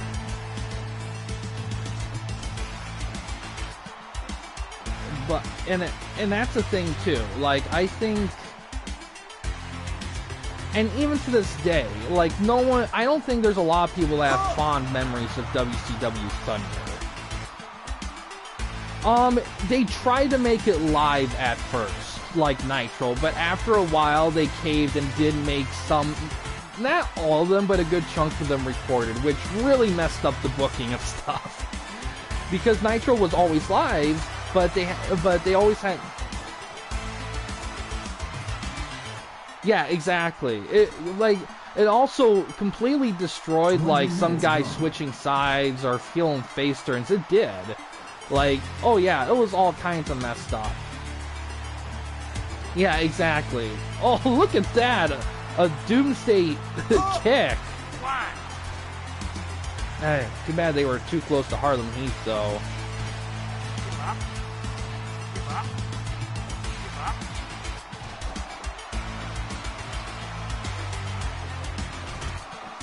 And that's the thing with Eli's roster. Like, he has a good roster of wrestlers. I just think that I just kind of wish I kind of wish he had a bit more. I just think it's tough to have these guys work with real wrestlers because I don't know. I think a lot of it's the size thing. And to be honest, I feel like a lot of these guys don't have their accurate movesets, because when I brought these guys over, I just kind of left it as is, because even though they are technically fighting characters, the movesets, I don't know. I think I just kind of put it at low priority, because at the time I was like, okay, since these are fighting game characters, I'm just going to let what's in there, like, be default, because I have no clue how to look them up and stuff. Yeah, exactly, because this...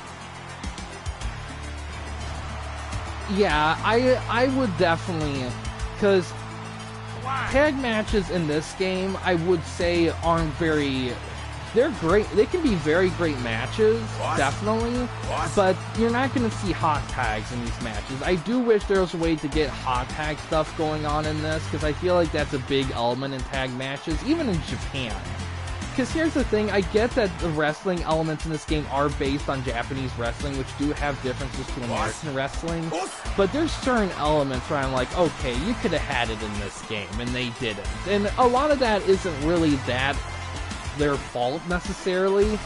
Ring awareness, you know, it's funny, you can make, there are CPU stuff for ring awareness, especially with tag stuff. One is, it's a number where you can make guys better at tag teams, and there are elements where, and there's another one where you can increase how much a guy takes another guy's moveset into account.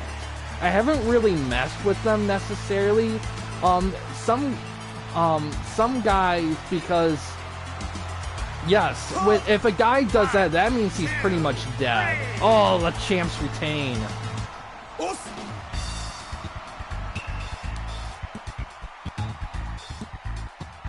Man, actually, man, everyone's retaining their belts except for, like, Bayley. Bayley's the only new champion tonight. Oh, we got a national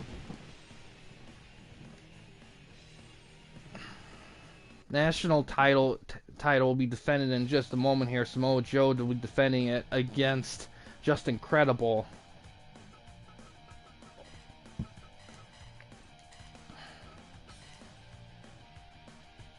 Yeah, Rio's technically a double champion at the moment. Here's another thing too, and it is in the Discord. Even right now, the only belts that get put on wrestlers on default are TWN titles, but for a credit fee, which is seasonal, you pay it once a season, you can have your promotion winners wear their promotion titles to the ring as well. That's one thing about this game that irks me, though. Like, more than anything is how they have the belt editing system, because you can't have belts that you can defend in all match types. Like if you're gonna make a belt, you have to design it where it's only defended in certain match types. So for a normal belt, you can only defend it in normal matches and battle royale matches. If you want to make anything other than that, then it's gonna have to be defended in other matches. Like if you make a landmine deathmatch belt, you can only have it in landmine death matches, and so on. Now, I wouldn't mind if it was optional to make it an exclusive to a match type, but the fact that you can't have a belt defend across all match types puts a lot of work in a lot of ways. Because I don't want to tell guys, yeah, you can't have the GSW Trios belt in a cage, because I want guys to have free reign with booking, and it's not like that big a deal, but it would make things a hell of a lot easier if I was able to have these title matches in any of the match types. But it is what it is, you know. Unfortunately, you can't fault the team behind these games on that, because they were given barely any time to add anything to it.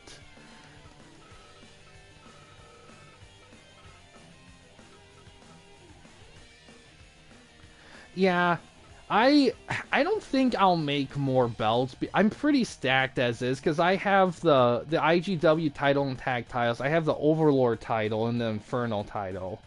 The Overlord title is pretty much kind of my U.S. Intercontinental style belt. The Infernal title, it's not a cruiserweight belt. It's kind of more of it's kind of in the same position as the WCW TV Cruiser title, but I've mostly been using it for my cruiserweights, even though other guys can hold it as well.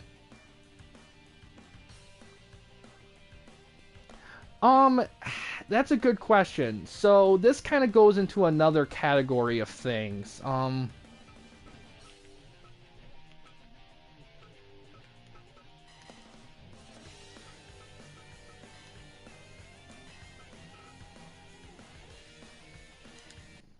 So pretty much how that's going to work, and I brought it up before, is for guys who have more than one promotion. Because you guys are going to do a lot of intermatch work with your own promotion and stuff, I made it an option where if you want to, you can have those promotions under like a quote-unquote governing body or organization and have all your belts named after that. So if you decide to do like a draft between your promotion's rosters or something along those lines, you can have champions be exchanged over and not have like a situation where, oh no, the SmackDown champion has been drafted to Raw, what are we gonna do? And they have that awkward thing where they have the two champions switch belts and shit, and it's just like, it's so stupid. And yeah, if you guys want to, you can have like other promotions names with the other show. I mean, you can do what you want, but I feel like having it like that, because I understand that you want belts that are exclusive on shows for like an identity thing, but yes, you can rename a belt with the history. The only thing that can erase the history of the belt if you change what match type is under. So if you take a cage match title and change it to normal, it will erase the history of the belt. But changing the name of it won't erase the history.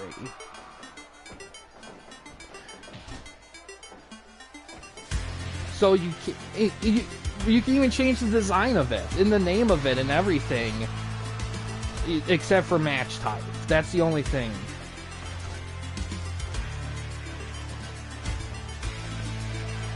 Yeah, exactly. I mean, if you want to, when you add a promotion, you can have titles. Yes, you did. You did. I think so too.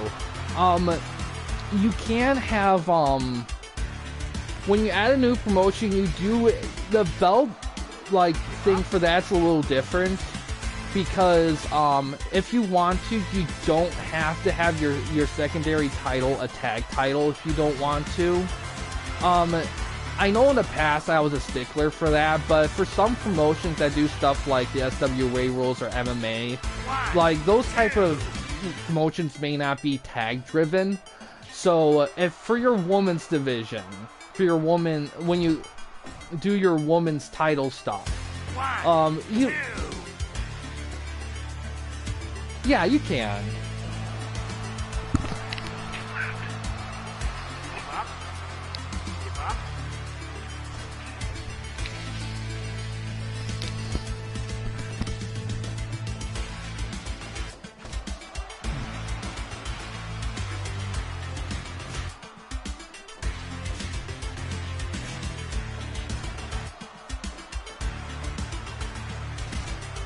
Yeah, I mean,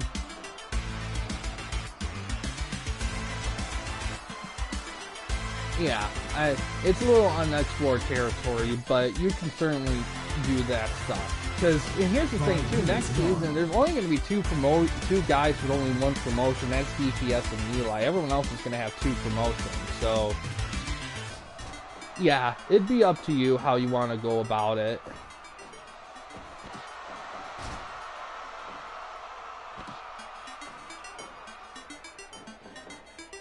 One, two.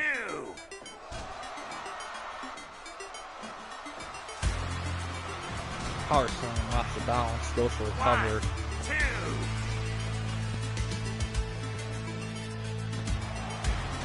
Cradle DDT.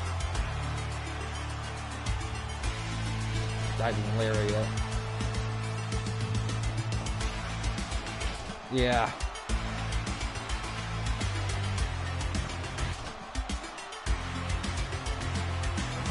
Cutter.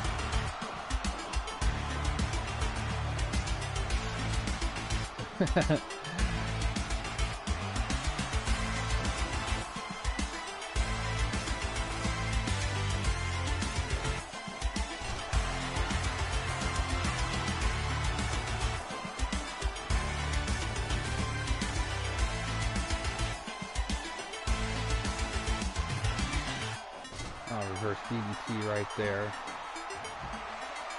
1, 2, 3, 4, 5, 6, 7, 8, 9, 10, 11, 12, 13, 14, 15, 16. 1, 2, 3, 4. 10 minutes gone.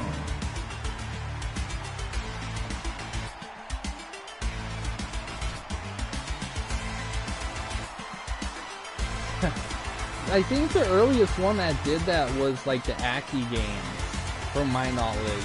I don't know if oh, both guys are down. I don't know if anyone else in the 16 8-bit era did that. But 16 8-bit era, that was like new gen, like golden era, and low blows and that kind of thing weren't like as that common. Maybe, in all honesty, yeah, that would have been the early 2000s. Great.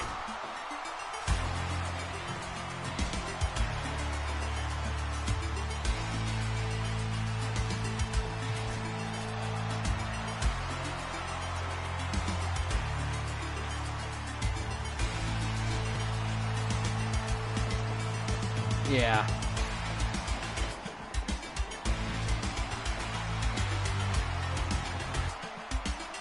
I will say though, I am very excited for that UPW game that's coming out this fall.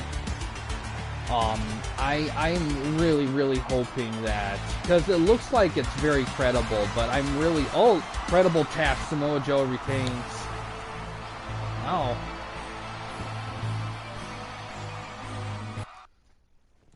Yeah, it can make things tricky in Discord with stat stuff, because not only am I recording like promotion history of belt wins and defenses, I'm also recording guys who defended and win belts for their Hall of Fame status as well. And it's little things. It's not stuff I have to worry about that often about or anything, but it can be very easy to forget. And that kind of stuff you don't want to forget because then you have to retrace your steps a little bit. but but yeah, it's at the end of the day, it's not anything too massive, but I like to have those extra things there because I want to make it easier for guys to know what to go for and what to do with things. What was the rating of that? I didn't quite see. Meanwhile, go on for the tag title territory here.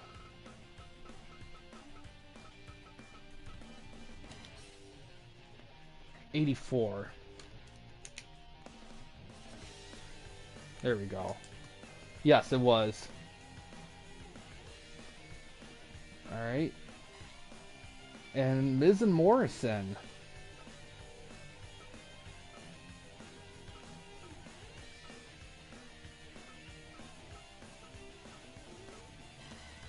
Saw them earlier tonight. They're going to be gunning for these tag titles here.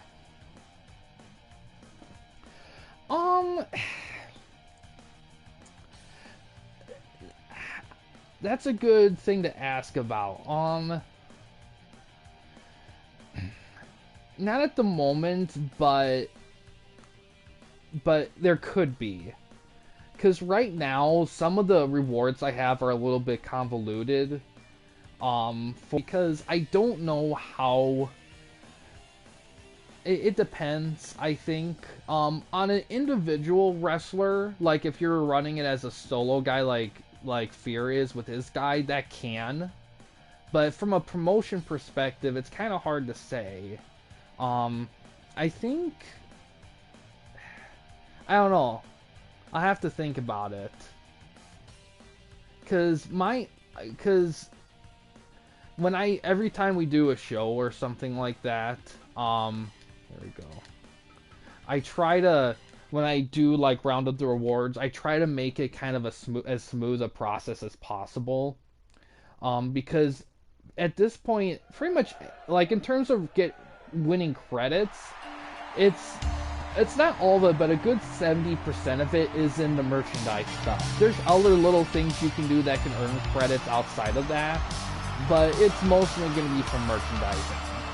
Like, the bulk of the rewards you're going to earn from, like random shit's going to be popularity points, which is how it affects your standing.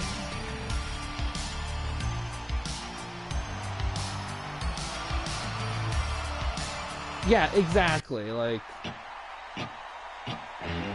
Oh, your stream doubled, so... Oh, more in our own home with the okay, I lagged a little bit.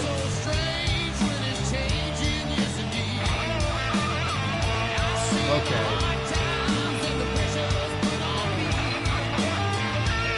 But, yeah, like you're saying, like, more on promo. The promo stuff, that's tough. It's hard for me to do, like, stuff for promos and story rewards, because really, a bulk of that's gonna be, whatchamacallit,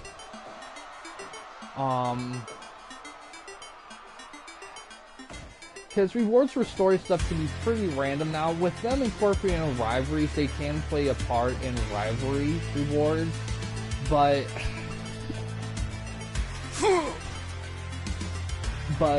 here's the other thing too. A lot of guys, when it comes to rivalry stuff, the reason why there's going to be so many changes next season is because there's a lot of rivalries right now where the average is very high because there's a lot of tag stuff and everything. And also too, a lot of the rivalries of the year have been tag matches, and I kind of feel like that in a reality sense of things, that isn't usually the case. It usually is like a singles rivalry that's rivalry of the year. That's why I kind of want the story elements, because I want other elements in that affect who wins it outside of just match quality. Because yeah, match quality is important, but story can be just as important too. I mean, hell, look at the WWE and what they've accomplished with story alone compared to AEW. And I hear people and see people all the time, like, you can see the story and all this stuff, and I'm just like, yeah, but it's so subtle. And it's good work, but it's not stuff people are going to remember long term. You know, the stuff WWE does, when they do it right, can be remembered long term, and AEW has to do more of it. They have to do stuff that's going to be remembered for the long run, that's going to add to their legacy. And a lot of the stuff they do is, they do a great job. They have great matches for the most part, and their events can be pretty solid too, but there's stuff that you remember for the moment. There, like, any stuff you remember on the long run is going to be what happens in a match, like someone hitting somebody with a Tiger Driver 97 and gets dropped on their head, you know, with it. I mean, people remember that, but in terms of, like, you know, story stuff and epicness of things, I mean, really, the thing that was closest to that is probably, like, Hangman and Omega was like that, even though they kind of speed up the ending of it a little bit. The rivalry between MJF and CM Punk was fantastic. 5-star rivalry. I mean, that's been their best rivalry there by far, in my opinion. But I just feel like the problem right now with AEW is I feel like they're trying. I feel like, even though they do a lot of different things, and I don't watch AEW, really, in all honesty. Like, I barely watch, like, clips of them, because they don't do, like, the top 10 highlight stuff like WWE does with their shows, so I don't keep up with it super well, but from what I gathered when I'm able to watch stuff of theirs, it always felt like that they're just... Yeah, exactly. I mean, like I said, the wrestlers put great matches together, but that's what it is. It's a bunch of great matches. And even though you gotta give credit to everyone with that, there's a lot of great wrestlers out there that pull off a lot of great matches. There's a lot of great wrestling matches in the history of wrestling. But what makes those matches stand out or memorable is what happens before and after those matches. The stuff that sandwiches them. The stories and stuff.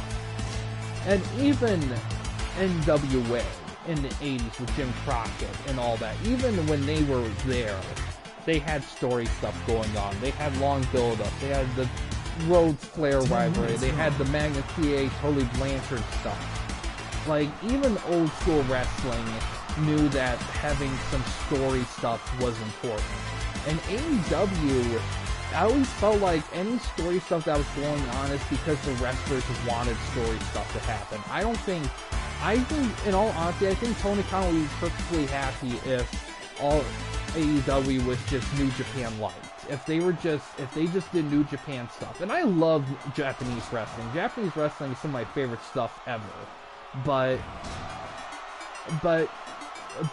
that's great for them. It's not great for AEW, because AEW because we know AEW can be more than that. Yeah. And that's the thing, I love that stuff. I think that's a great way to get fresh faces a chance to shine. Ideal promotion.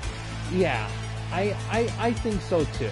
I think, and that's the thing, if he wants to be New Japan Light, then be New Japan Light. If he wants to be a story-driven promotion, be a story-driven promotion.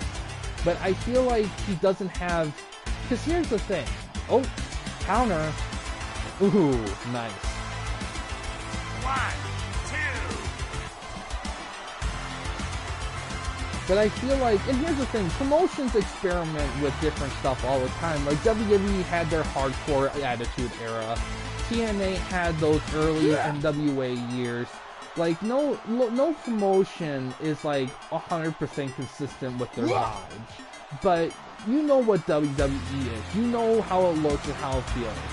And you can argue that with TNA, too, because it's history. The problem with AEW's history is that a big bulk of their history has been spent bashing WWE. And saying, look, we're not WWE, so we do all this stuff because we're not WWE. But when WWE is good, it doesn't make you look good. And it highlights your faults even more, because you keep trashing them and they keep handing your ass in a bucket because they're doing stuff that either you don't want to do because you think it sucks, or even if you do it, you're not doing as good as a job as them. Now, I could argue that if you're going to watch just matches, AEW might be a better choice. But if you want just overall quality and everything, right now WWE's better. And I think a lot of it is due to the fact that they just everything just feels bigger and more important right now in WWE across the line. Yeah. 1,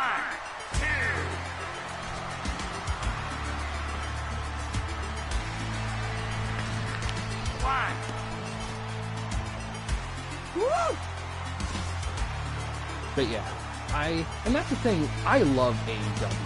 I do. I remember when they were good, I loved them. I would watch them weekly if I could during all that. But I just think it's just right now the vibe I get from them is directionless. Like, I feel like when a promotion starts, their first era is kind of like an experimental era where they're kind of figuring out what they are and what makes sense.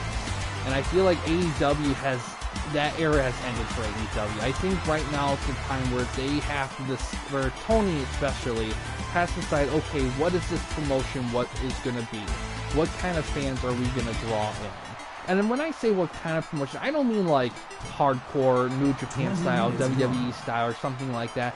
I mean, who are we gonna appeal to? What is gonna be our direction? What are we gonna shoot for? Is it chaos? Is it funny? Is it like sports? I mean, I'm not saying there can't be exceptions to it. Like, if you want to do sports stuff mixed with story, that's great. Starship Pain there, or something like that. I don't think it was, but a great move there. But it has to be consistent. Even if it's a different style, even if it's sport with story, or story with sport elements, I feel like there has to be a consistency to it. Because despite TNA, not being like a household name, like the TNA like style and vibe is consistent. WWE's style and vibe is consistent. Even if they experiment, even if they do some stuff they don't normally do, it's still WWE. And AEW, I feel like, just doesn't do that. And I feel like they need to do that.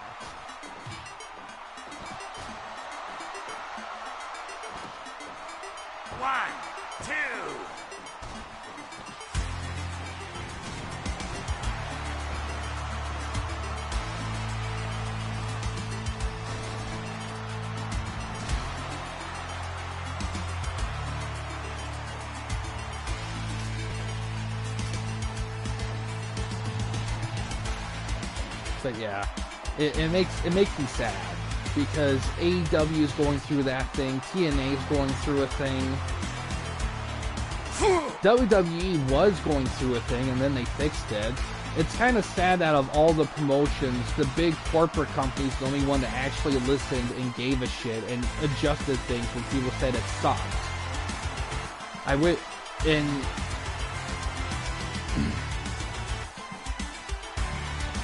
Kind of bizarro because typically, because here's the thing, AEW, I'm not saying Tony Khan doesn't listen to fans and stuff, but I just feel like if you're looking at everything from the ground up, you gotta think to yourself, okay, what are we trying to do?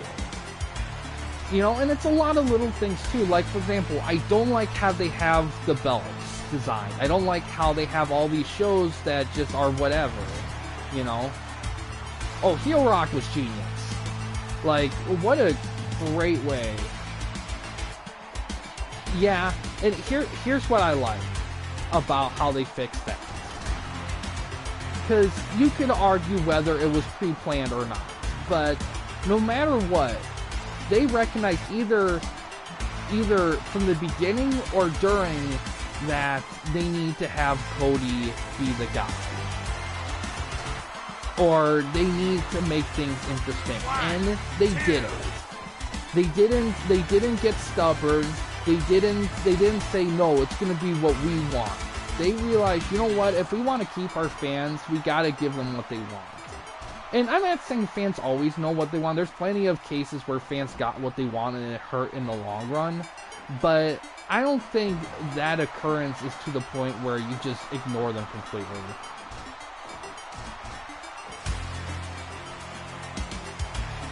Yeah, exactly. And that's what makes Rock such a good wrestler. Because even you can argue that he may not have the most diverse moveset in the world, but he knows what he can, and that's also what made him such a great actor too. It's just because he knows how to deliver, and he can read the room. 30 minutes And I gone. think Rock read the room, and he realized people don't want me in this position. And if I'm gonna be here and make things work great, I need to be something different. And he did all that in like one sitting. That's what makes him.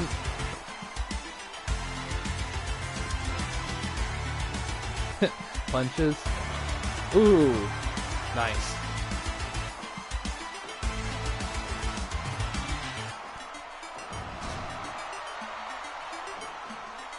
One, two. Yeah. And that, unfortunately, the Attitude Era was definitely hardcore punch heavy. It was. And you know what? The more I think about it, the new generation era is kind of grown on me a little bit. I'm not saying, and I think it's earned a spot in terms of quality, because that lower card is shit, but that upper card and kind of the middle card a little bit. I don't know about tag stuff, but in terms of singles, there's some great stuff there. Like the Bret Owen rivalry, you know, HBK merging as his own Razor Ramon, 1-2-3 Kid. I mean, there's some good stuff there. And I think that WrestleMania 10, having some of that stuff there was great too. Yeah, New Gen was definitely focused more on the technical shit. One, two. Yeah. Like, if you like technical wrestling, purely technical wrestling, you might actually like the New Gen era more than the Attitude Era, in all honesty. Now, in terms of like a middle ground, Ruthless Aggression Era is probably the best, because Ruthless Aggression Era definitely had more technical wrestling than Attitude Era, but still had the attitude in there as well. A little bit. Maybe not as much, but still.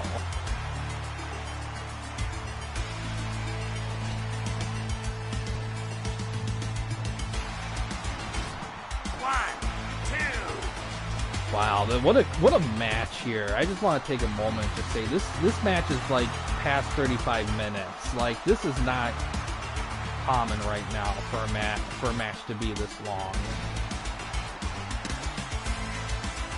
Yeah. Ooh.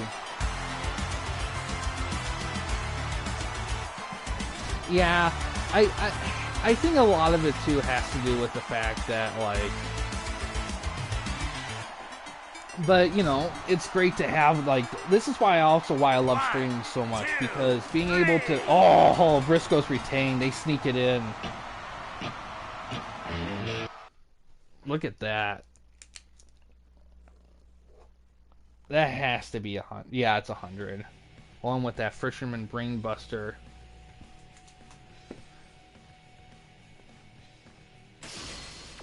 Now we got the main event. Three-way dance for the TWN Championship as HBK and AJ Styles challenge The Rock.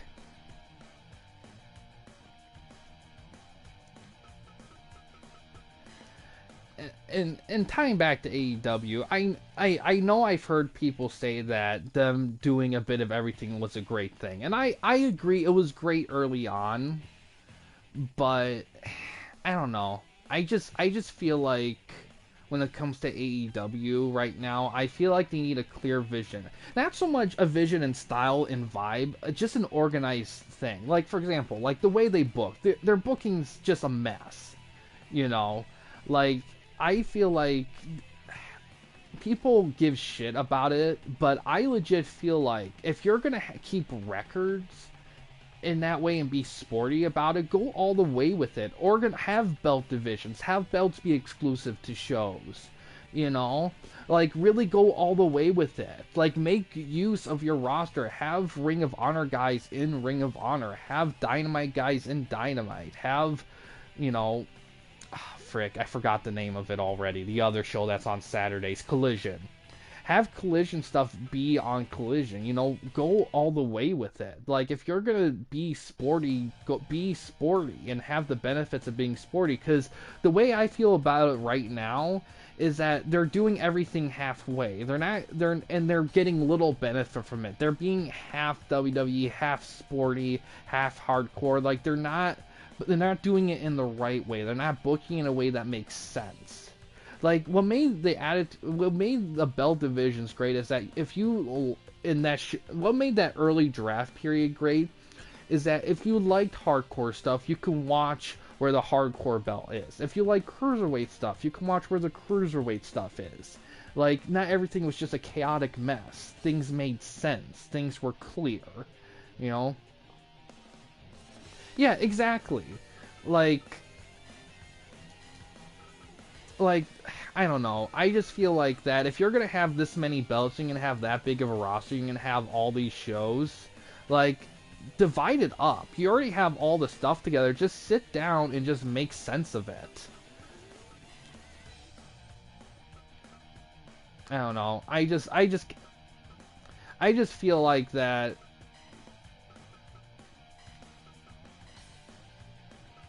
I just feel like it's just a mess overall, just a big old mess.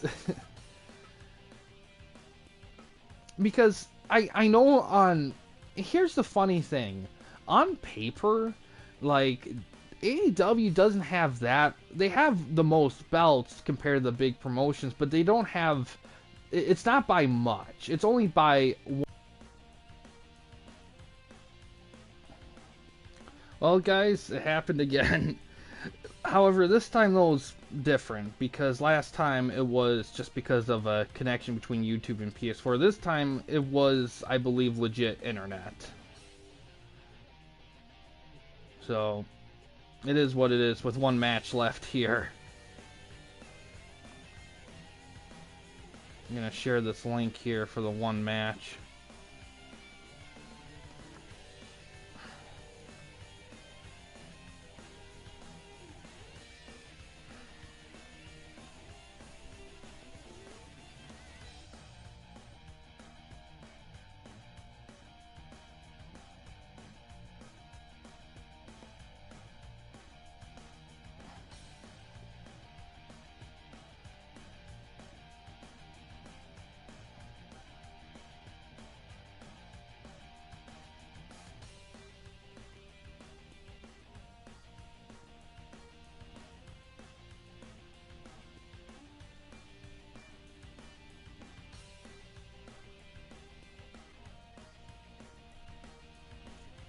Alright. Well, oh well. In all honesty, that's probably what I get for talking so much. But it is what it is. At least it didn't happen during the match. We'll give guys a minute to hop in for it.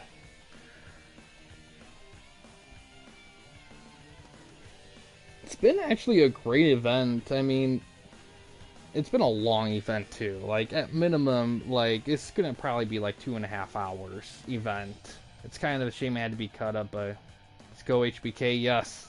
See how it goes here. Main event of apparently a 3-part stream, not by my choice, but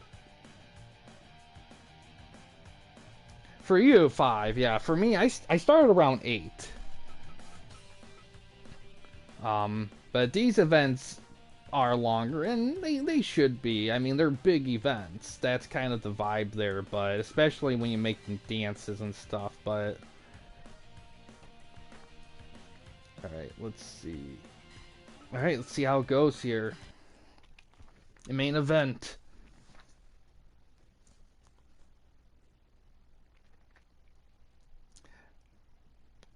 After we get done with the event, I'll talk about streaming schedule.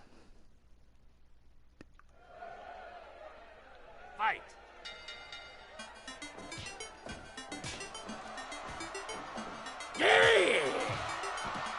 Oh geez, some DX action on the Rock. Apparently HBK and Styles are big Cody Rhodes fans.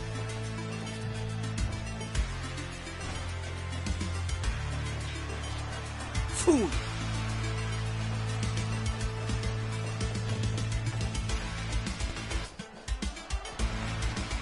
Are you ready? Yeah, like I was saying with AEW, is that I just think they need is that if WWE can get away with being organized with the roster size they have, there's no reason that AEW can't do that. And the thing is, like I said, they're doing records and all this stuff, but they book their shows like it's one and done. I just wish that they just think about like, you know what, let's put these belts on these shows. And let's put this stuff on this stuff and go from there. Because next year they're having 12 pay-per-views a year now. Like they're jumping it. So they're pretty much gonna have the same amount of screen time as WWE, but yet they're not gonna be as organized as WWE. And yeah, I think it's gonna be pretty stupid.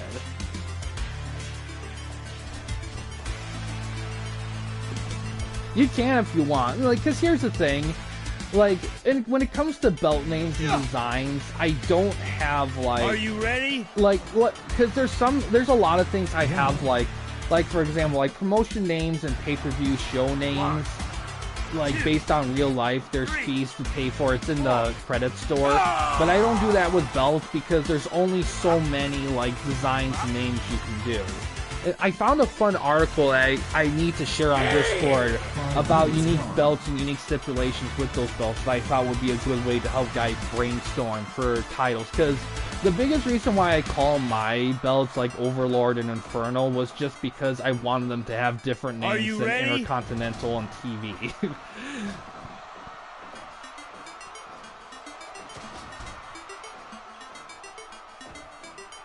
Oh.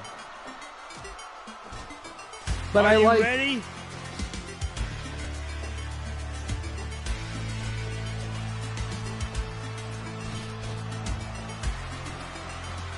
Ooh, counter. Super kick.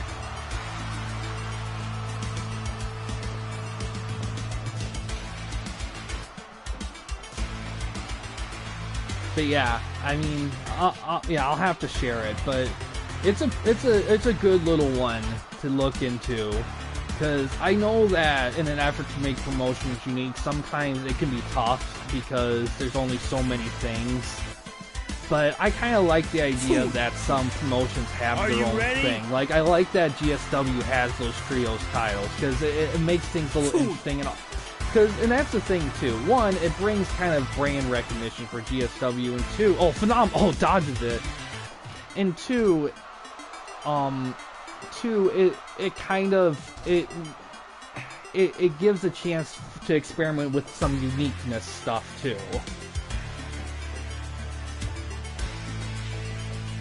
Are you ready?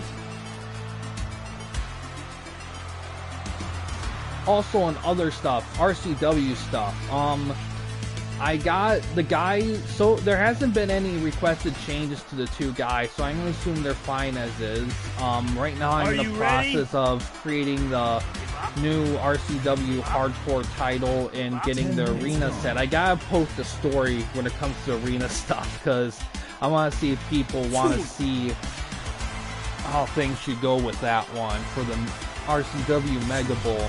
Also, I don't know, is 2K24 going to be on PS4 as well as PS5, or is it going to be exclusive to those?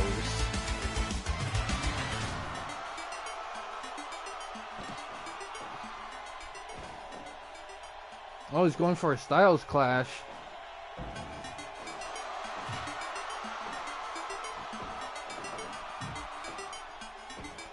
Uh, 2K24. WWE 2K24. Food. Hey.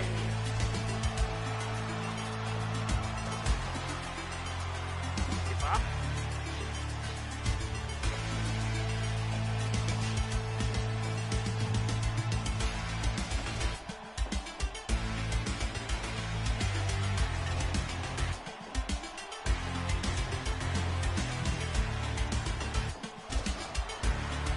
Okay.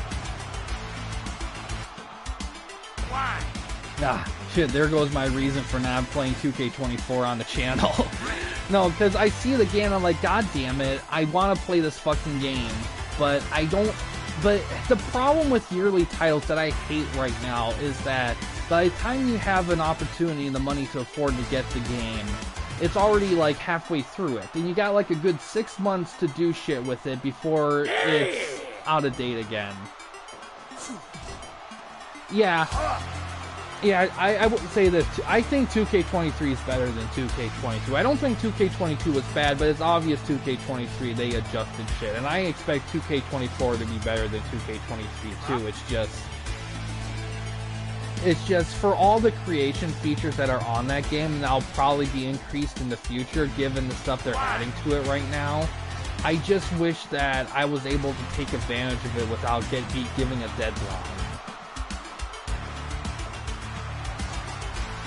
Well, you can get away with it if it's a classic title. Like 2K19 is a classic title, so you can get away with doing all sorts of doing whatever with it, and you'll be fine. Are you ready? Title. But I only mention that because I know that I'm not gonna get 2K24 out of the game. I'm just not. It's just too expensive. And the amount of work and time it's gonna be to port guys over. Yeah, it misses from like. Went 50 feet with that one. Boom. Boom.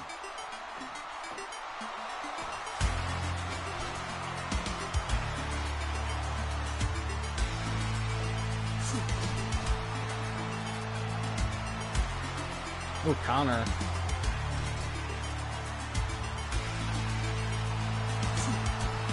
Yeah, they should. I really wish they would add that because here's the thing. Yeah, because here's the other thing too. With the amount of rights and guys they have in the WWE library and stuff, they should be in game by default. Like I shouldn't have to like freaking have to download Hardcore or Crash Holly. They should already be there. And here's the other thing too. I get about ownership rights and all that. I get it. But I shouldn't have to create Crash Holly 30 times. I should be able to make them once and be good. 20 minutes gone.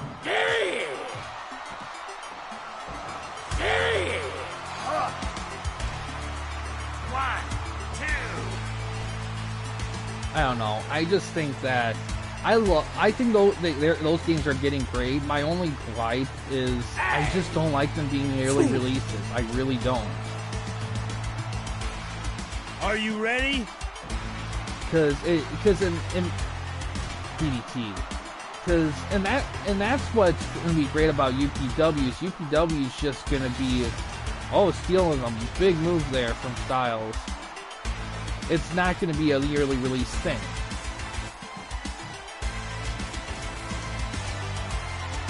Cow Super Integrity come on. Yeah. I'm going for a Styles Clash on the Rock. 1, 2, 3. Oh, we're gonna get a new champion tonight. Well.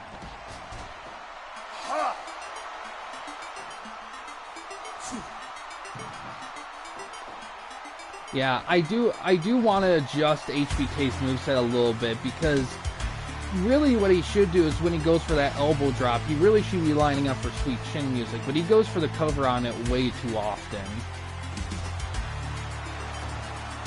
1, 2, 3. Oh, look at this!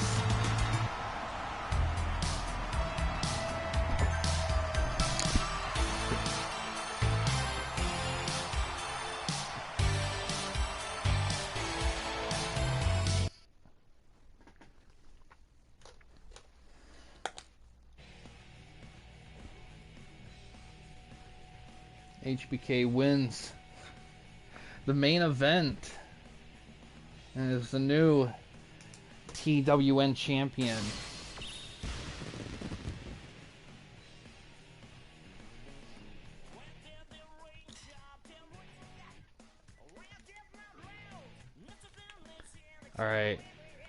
Main event there finally got things on a conclusive note after 2 stoppages. So streaming schedule. Here's what it's gonna look like. There's not gonna be any streams tomorrow. I'm gonna be working. Um, Saturday, Saturday there should be one. I got some stuff lined up. I mean, there's some. I'm probably gonna do a pay-per-view. I don't know if I'm gonna do 2 streams that day. I'm gonna do a pay-per-view. Probably. I know. I think I was gonna do the crossover stuff first, but I don't have anything for that ready yet, like rings and stuff like that. So, um, I I hate doing this, but I'll have to. I'll talk about it in the Discord when it comes to the crossover pay-per-view stuff. Um, but let me think. But I don't have to do those first. I think the one that's like ready to go right now, I think is California Dreaming, because I think Grayman, you booked yours first out of everyone. So far there's only 4 pay-per-views planned. Eli did bring up that he wanted to do Starcade, but XAW Starcade, but I haven't got anything from him. So I'll have to see if he decides to go through with it. But outside of that, there hasn't been anyone else sneaking in any events before we conclude the regular season. So far we just got the 4, the 2 crossovers and FTOA and PCCW. I'm not gonna do one because I did Danger Royale the prior week. But yeah, because I think also because those 2 crossovers, I think I'm gonna eat up some pay-per-view stuff that people are looking to do. Like, I don't know if TWL is gonna want. I don't know if Star Fox is gonna want to do a TWL pay-per-view from having a crossover with GSW and vice versa. Same thing with UPW and IGW. So we'll just have to see how things go. Yeah, you did. But yeah, there's gonna be a lot of stuff we're gonna be going over in the off season with like a lot of stuff. So I don't know if it's gonna take longer than a typical off season, but yeah, yeah, we'll have to see. That's also probably why I wanted to do the crossovers first, but they're not ready yet. I don't have rings designed or anything like that yet. But I'll have to see how to go about it because there's something in my head I just thought of that I'm thinking about possibly doing, but I'll talk about that in the Discord. Yeah, 3 new ones. One's gonna be from me. One is yours, and the other one's gonna be Hank's as well. Yeah, a draft. It's gonna be big. I hope Eli's okay with drafting guys who aren't video game characters, because it's not looking good for him for avoiding that.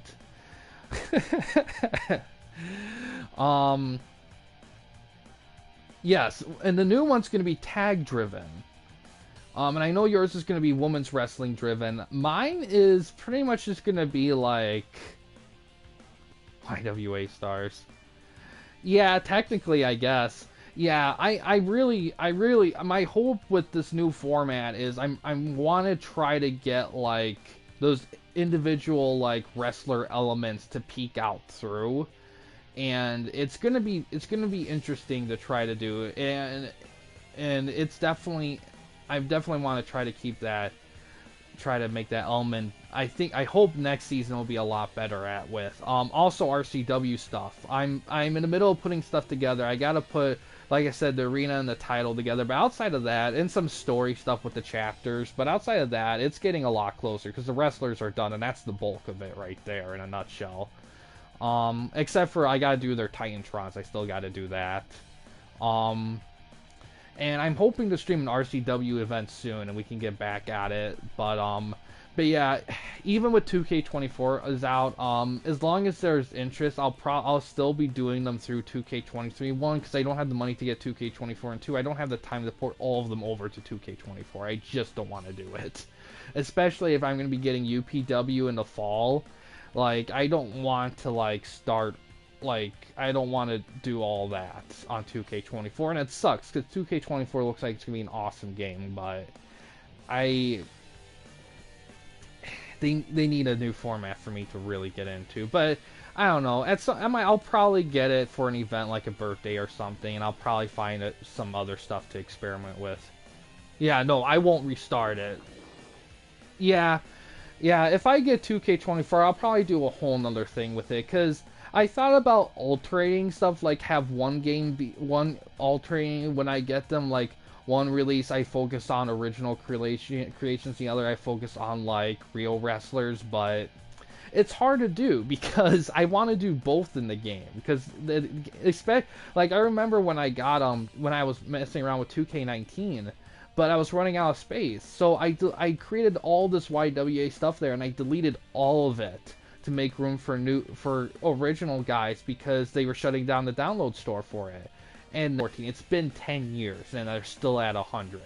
I'm not saying they have to be like Fire Pro, but man, even if they added 50 more or even 100 more, like double it, that would make such a massive difference. Of course, it won't be anywhere near TWN level. Like, I don't think any wrestling video game is going to be on the level to do TWN stuff outside of Fire Pro. UPW maybe, because they did say that space limitations were based on what console you have. So I don't know. Maybe I would be able to do TWN stuff in UPW. It's an interesting thing to think about and explore, but I don't know.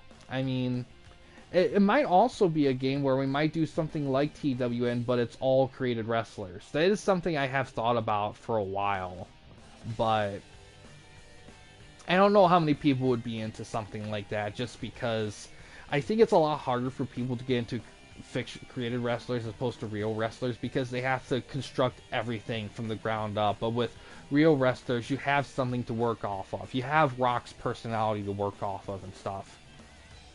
Chat just doubled again.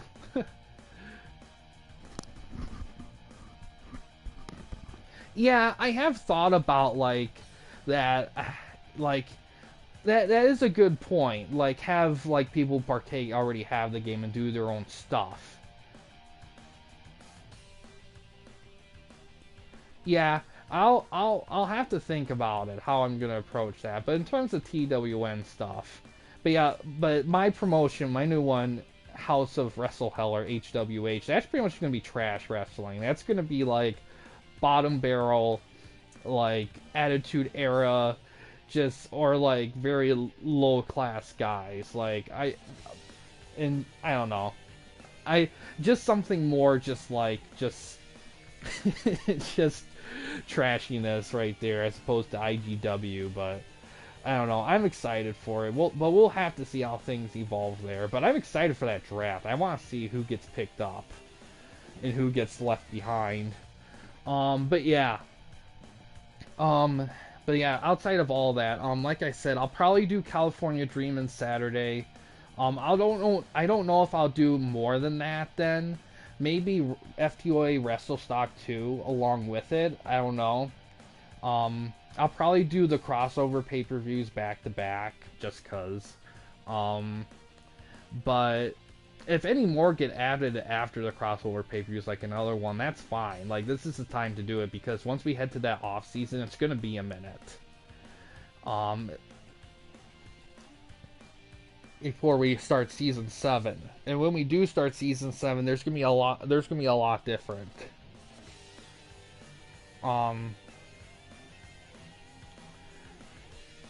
But yeah, but yeah, before my stream cuts out for the third time, I'm gonna call it good for this one, guys. Thanks for watching, in case you guys wanted to chat with anyone at the Campy Company, you didn't want to use the YouTube comment section, we do have a couple options. First one is we have a Discord channel. Try to link to that in the about page / about section of our channel. We also have a community tab in our channel as well. You can access that anywhere at any time. But yeah, guys, thanks for watching. Please subscribe and like the videos, and have a good day.